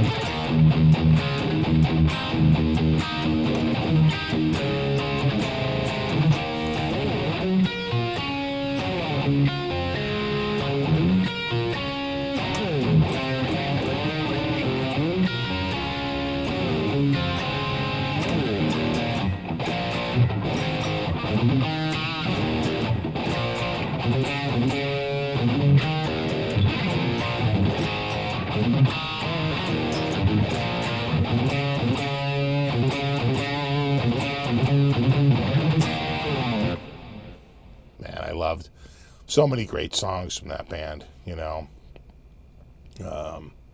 And I would run into Rick occasionally because they had a studio on Newbury Street directly across the street from Newbury Comics, right? So before Newbury Street became, you know, $10,000 a square foot, E. Wurlitzer was there, and right next to, and then on the way down was J.P. Licks, and so you'd walk past, oh, look, Newbury Comics, and you'd go in there. And the person behind the counter, I shit you not, was Amy Mann from Till Tuesday. I totally remember her working there. And she sold me like a Zeppelin 45. I got like the Immigrant Song because I wanted Hey Hey What Can I Do, which was only found on the B-side of the Japanese import. I remember just going there and getting like odd albums I couldn't get any other place. They had a big import section, and I would see Rick Ocasek there, and the drummer Robinson once in a while, and the rest of the band, I never really saw Ben Orr hanging out in there, but you would see him across the street hanging out front, like smoking a cigarette. And I remember one time being in the store, and Rick being in the store, like, you know, looking at, like, you know, he was flipping through albums, whatever, and, you know, wearing sunglasses indoors, of course, and he was so friggin' tall, he stood out like a sore thumb. But I remember a bunch of dudes at like the front door going, "I'm telling you, man, that's them, that's them." And they ran out the door to run across the street to like get an autograph, before cell phone, long before freaking cell phones and all that, to get a to see Ben Orr and probably Greg Hawkes on Ben Orr and Greg Hawkes were out there. And they're like, "That's them," they run out there, and little did they know, like literally 10 feet from them was freaking Rick Ocasek, like right there. And they didn't even see him. They kept looking out the door going, "I'm telling you, that's the Cars, because they were on break." They literally had a studio across the street. And they were already, they were already big, but they weren't huge. It was like the summer of '83, right? So when does Drive come out? '84, right? I think so. They weren't. So '83, I want to say, is Drive even out yet? I don't think so. Panorama is 1980. Was it '82? Maybe they were already big by then. I don't know.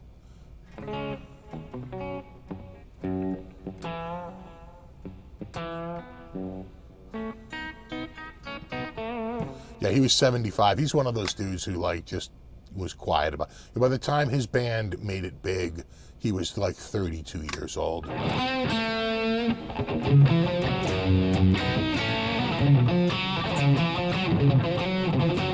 Hey, what's up, Aljon? How's it going, buddy?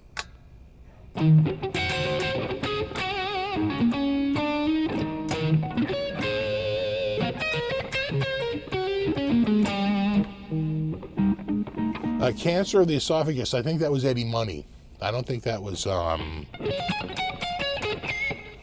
think you're conflating the Eddie Money illness with Rick Ocasek. I think I don't know what he had, but whatever it was, I think he died of complications, some surgery from it. I think they were saying. That's just it. Yeah, Drive was '84. Yeah. Heartbeat City, '84.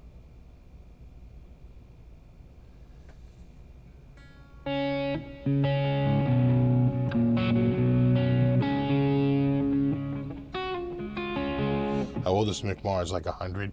Yeah, well, he has, he suffers from a disease that's just like slowly fusing his bones together, right? So he's going to act a lot older than he really is because he has, he's got, I forget if it's a chromosome disease, genetic, right? Where you age faster or something. I forget what it is, but it's not good, right?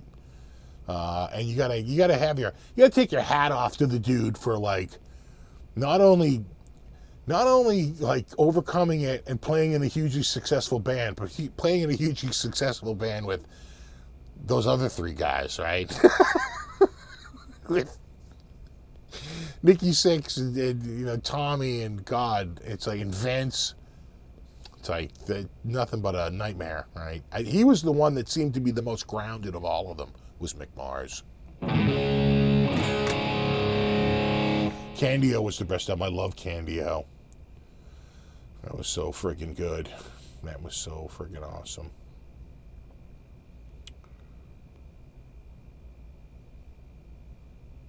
Yeah, the bones in his back fused together. So he has, right. Yeah, someone's writing it here. Krellbar's writing it. Ankylosing spondylitis. Spondylitis. Whatever it is. Look, it's not good. It's not good. Just thank your lucky stars that, you're making it through life without some, horrible degenerative disease constantly looking over your shoulder as you age, Right? Those other three guys. Am I right, though?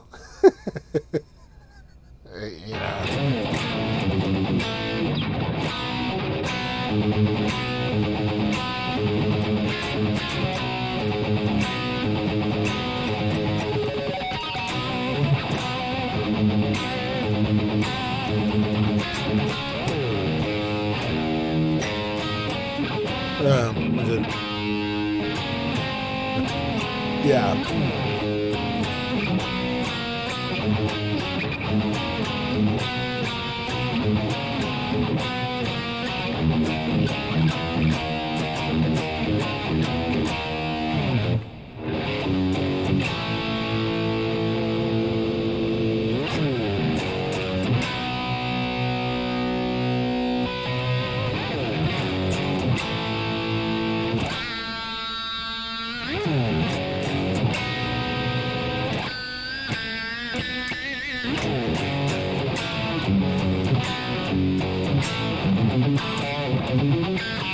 think it's...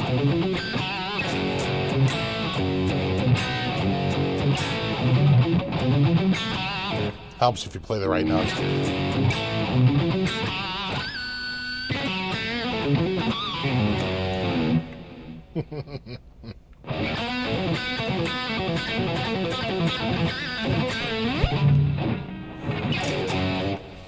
Steve, that guitar makes me happy. You know, it makes me happy too.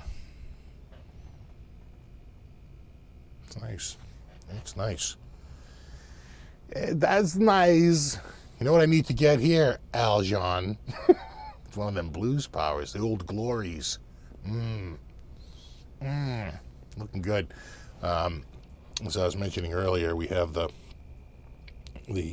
Epi Masterbuilt, and we'll be doing a big video on that real soon.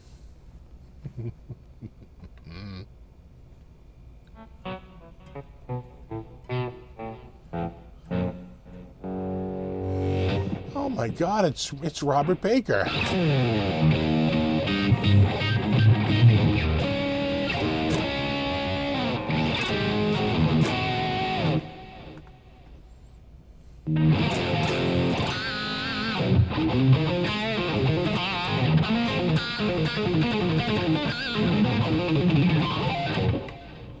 think it's going a little fast on me here. Hold on. Well. Yeah. Aljon.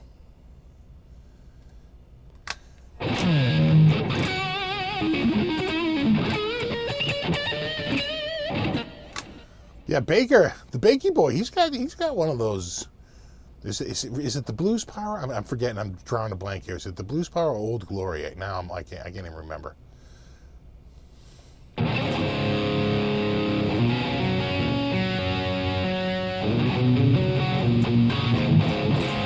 What's the major Epiphone news I hear? Anyone has any info? I do, but I'm sworn to secrecy. So, just check for an explosion of news sometime in January. Be ready. Be ready.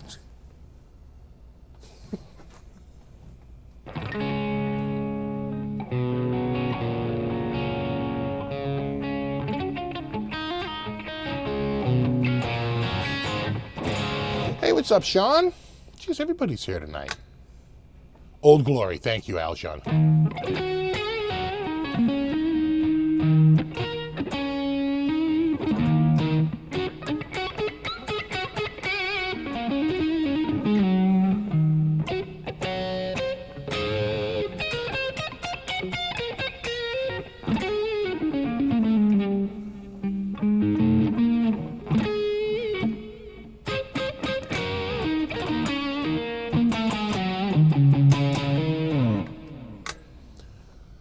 Did you see Slash and the Conspirators on the last tour? I didn't.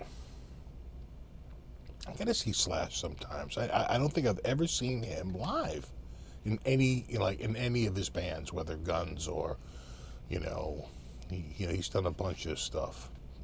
But I loved when he did Obsession Confession, which was his smooth jazz song from like '96. I think it was part of a soundtrack actually.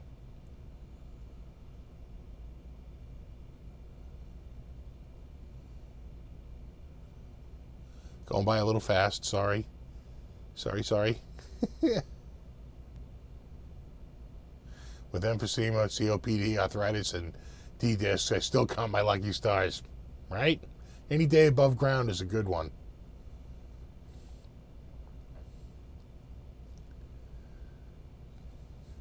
What year is that white strap behind you? That's I think that's like a 2000 and, I don't even know. 2007 or so,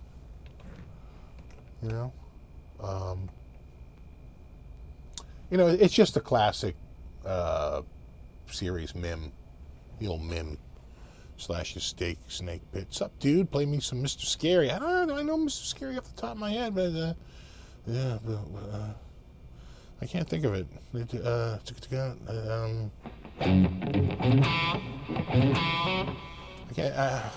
I can't think of it. Anyway, It'll come to me.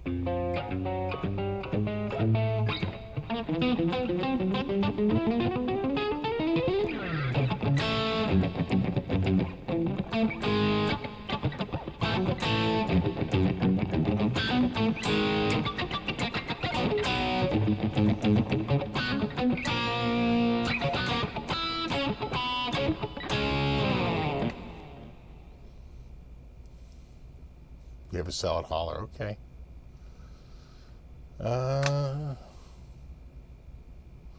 8 rows from the stage for the GNR 2016 show. That's nice. Those are good seats. I had second row for David Bowie's greatest hits tour when he just did nothing but hit from start to finish. Hit after hit after hit. It's good. Second row. I bought the tickets the same day as the show. The woman wanted $150 a ticket, and I said, I'll give you $150 for the pair. She said, all right. She goes, no, I can't do it. I said, well, the show starts in like 4 hours. You want to sell them or don't you? She was like, you're making a good point. Come over and bring the money. I said, all right.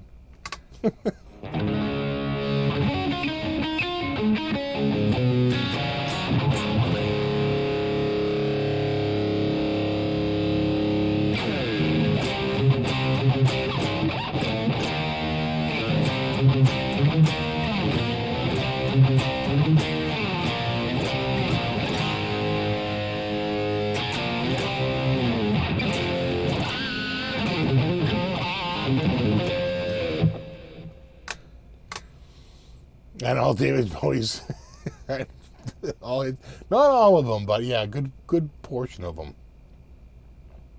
All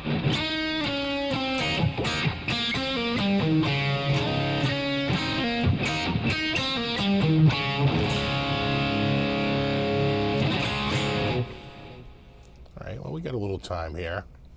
I'm getting my notices from people, but we have a few minutes left.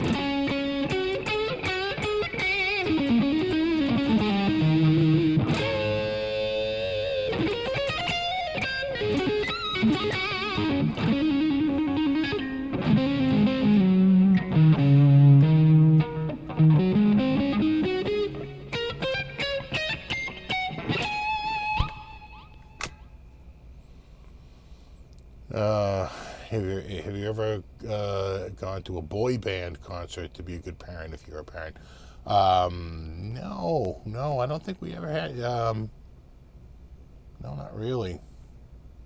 No, my wife goes, and they're not really a boy band, but she'll take my daughter to go see like Panic at the Disco or something like that. But the first show we took our kids to was Weird Al, and they loved it.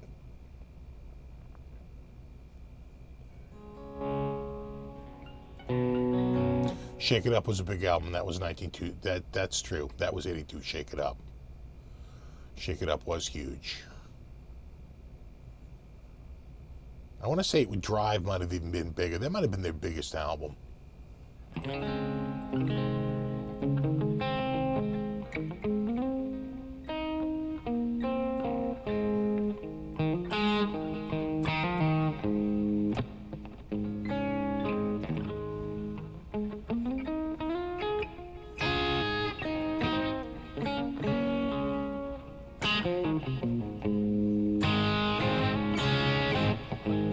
Thanks for hanging out, Sean.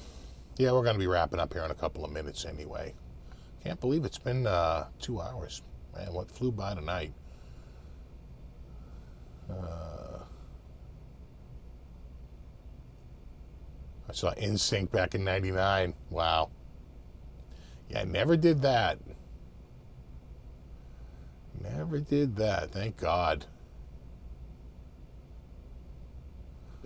Alice Cooper songs. And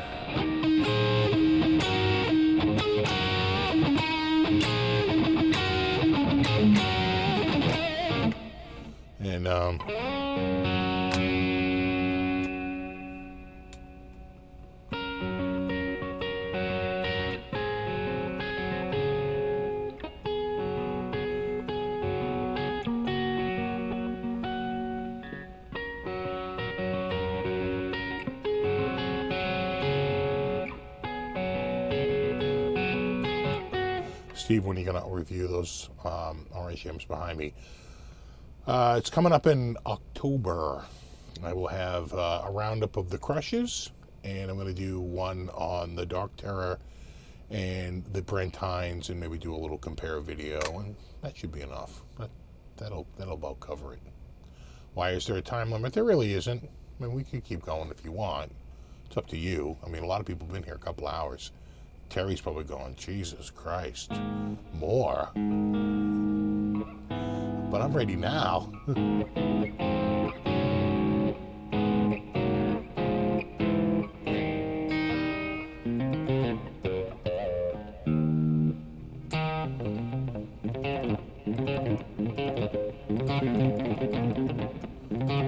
Exactly, it's Orange-tober.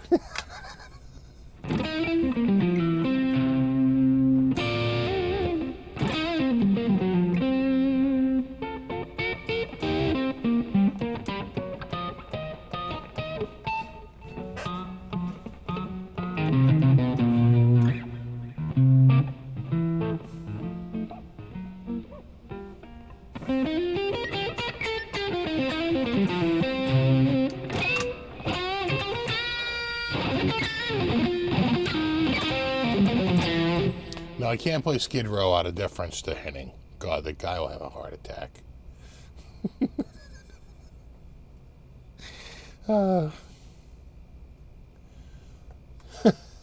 Jesus Christ, what's that from, Bob? I always laugh when I hear that, because it's from Hot Fuzz, right? The priest, they shoot him, he goes, Jesus Christ! Love it.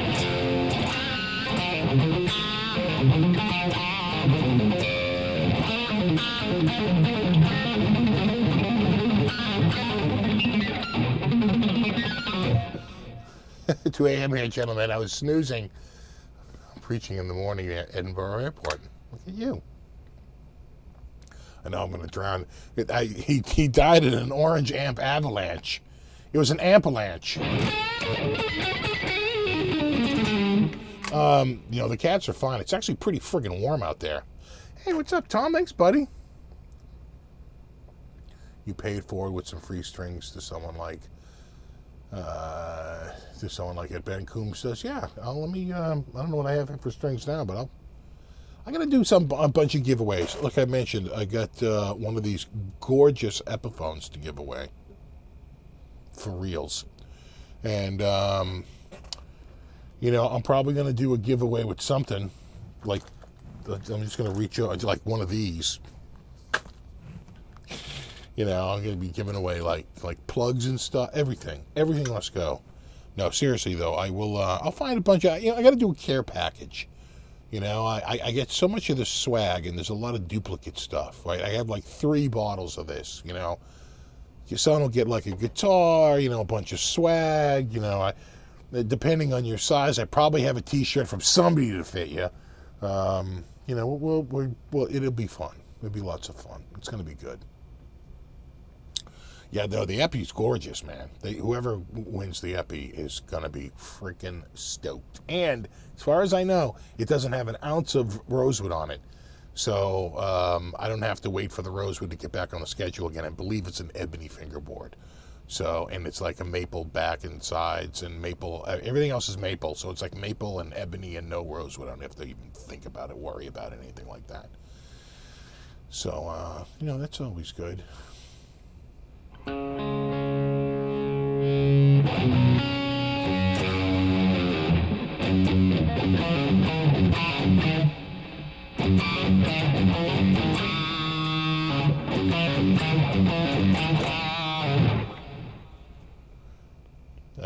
Just don't forget to throw in some of your favorite coffee with it. You know, it's probably not a bad idea. Throw in a couple of pounds of the old Kirkland. You know, that's probably not bad. It was 81 in Chicago and way too humid with ridiculous dew points. Dude, that's when our dew point show. We were down in like the 30s, like the 40s, low 40s. So dry, so gorgeous and crispy. I'm like, oh, fall is here, but not today. Summer showed back up in a big way. Be here for a couple of days, and then it's shipping back out again, and fall will show back up again. You know.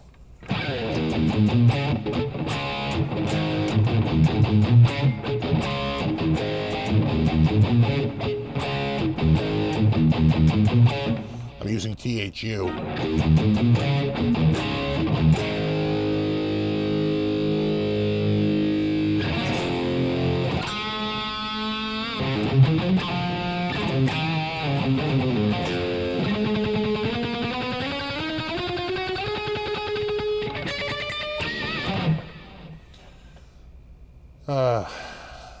Been watching you for years. I'm not even a guitarist, but appreciate your work. Thanks, buddy.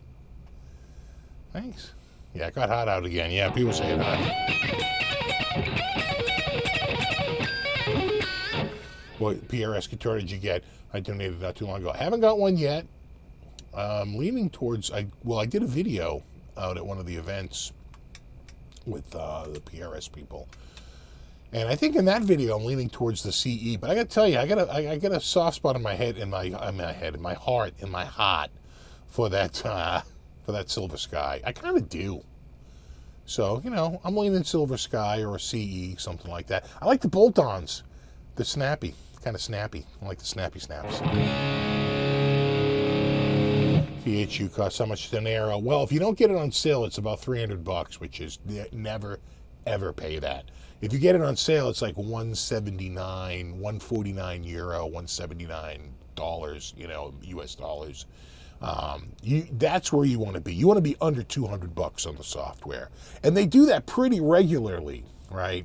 They will absolutely have the sale like that, like right around Christmas or like, you know, Black Friday. So just hold out; it'll go on sale. I promise you, it will. And usually their Black Friday sale is their best sale of the year too. So just hold out for that if you can.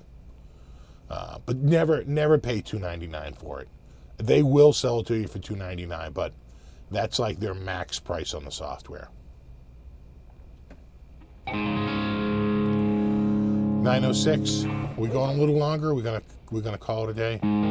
Did I go to Area 51 yet? I went to Area 52, and I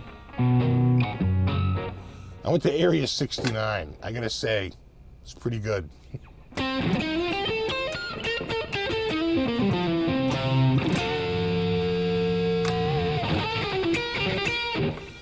You know, I don't know if I mentioned it earlier, but I gotta say, just thinking out loud here, you know, it was a lot of work for Henning to put that event on. Like, he really busted his ass on that event. You can see from all the, you know, the slideshow I did earlier. If you missed it, just watch it on the replay. But, you know, just the sheer amount of work, you have to put your hats off to the guy for putting that together. That was a friggin' shit ton of work, and he pulled it off. Now, it wasn't perfect. I think some of the videos had a few drop frames, but you know what, the dude, it wasn't for lack of effort, that's for sure, you know. There goes my condenser again. Was that like the 5th or 6th time since I started this? Goes to show you how human it is.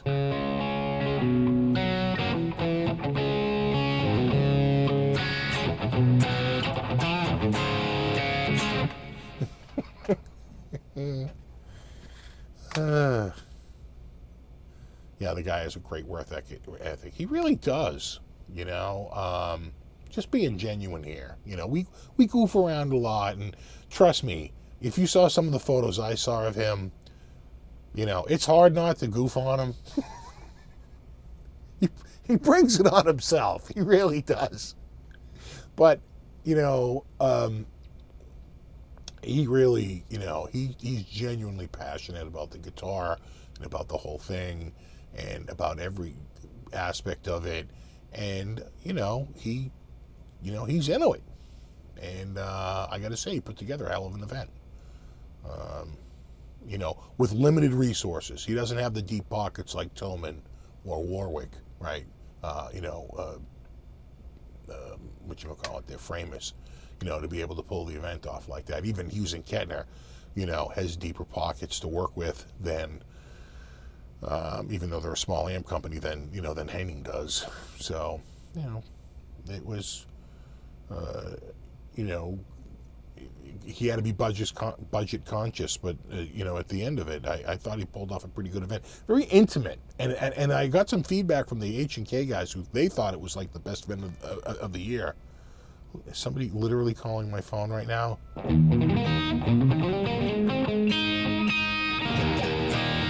All right, hold on. I gotta see who's trying to call me. Hold on.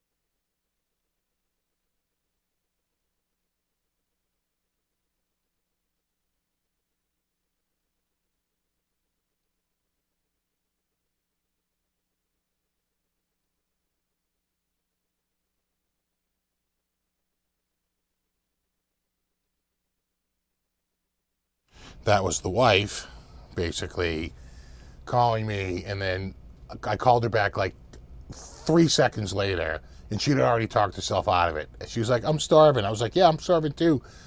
She's like, yeah, I was going to get a pizza. I was like, yeah, well, I'm still doing my live show. She was like, oh, I'm right down the street, and I was just going to come straight home. And I'm like, what about the pizza? She's like, I can just make something at home. I'm like, but pizza, how does that happen? How do I go from pizza to no pizza that quickly? I don't know. I don't get it.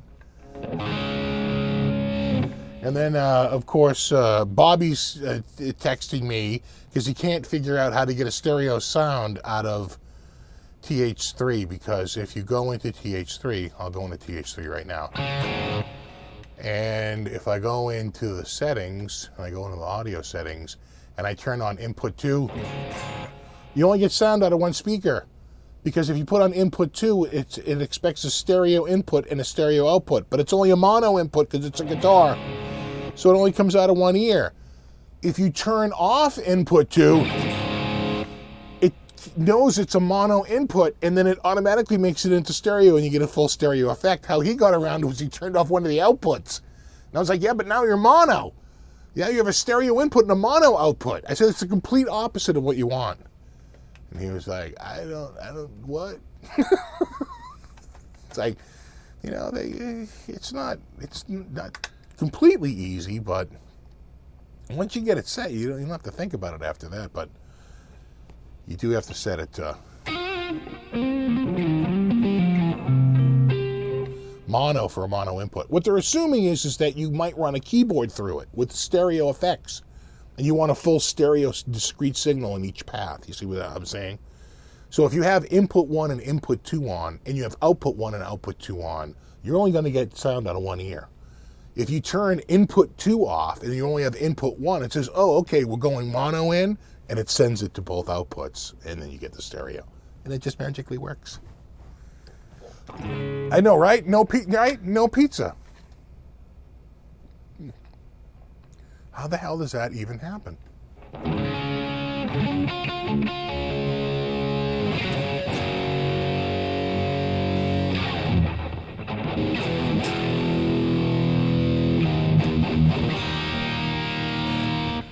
All right, she just pulled in the driveway. I probably got to end this because I have to go lobby for pizza right now. Because if I don't, she's going to make a bowl of cereal. And that's a damn shame. The kids are out. Come on, let's live it up. We can have dinner without the kids. And pizza. Anyway.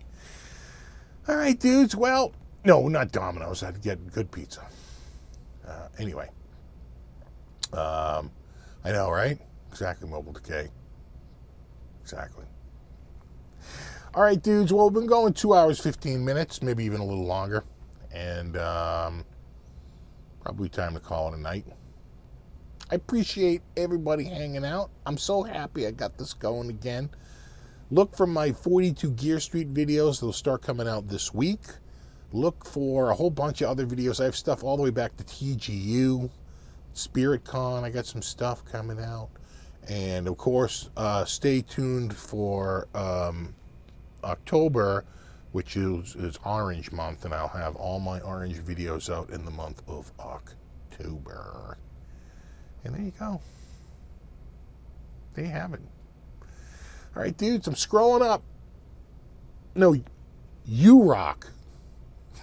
And I will look forward to seeing you in the next one. You know, I've been bummed that, like, I've been doing so many live shows and not in many produced videos. And then when even the live shows didn't work, I mean, it was bumming me out. So at least I got one thing going again. We'll get the produced stuff going. You can hear that. I already hear them up there. All right, dudes, I'm scrolling up. I'm going to call it a night. I appreciate everybody who hung out. No, you rock. And, yeah, 2 hours, 21 minutes. That's a good run. All right, guys. Stay tuned for more vids. Super thanks to anyone who contributed tonight. Know you rock. And, as always, rock on.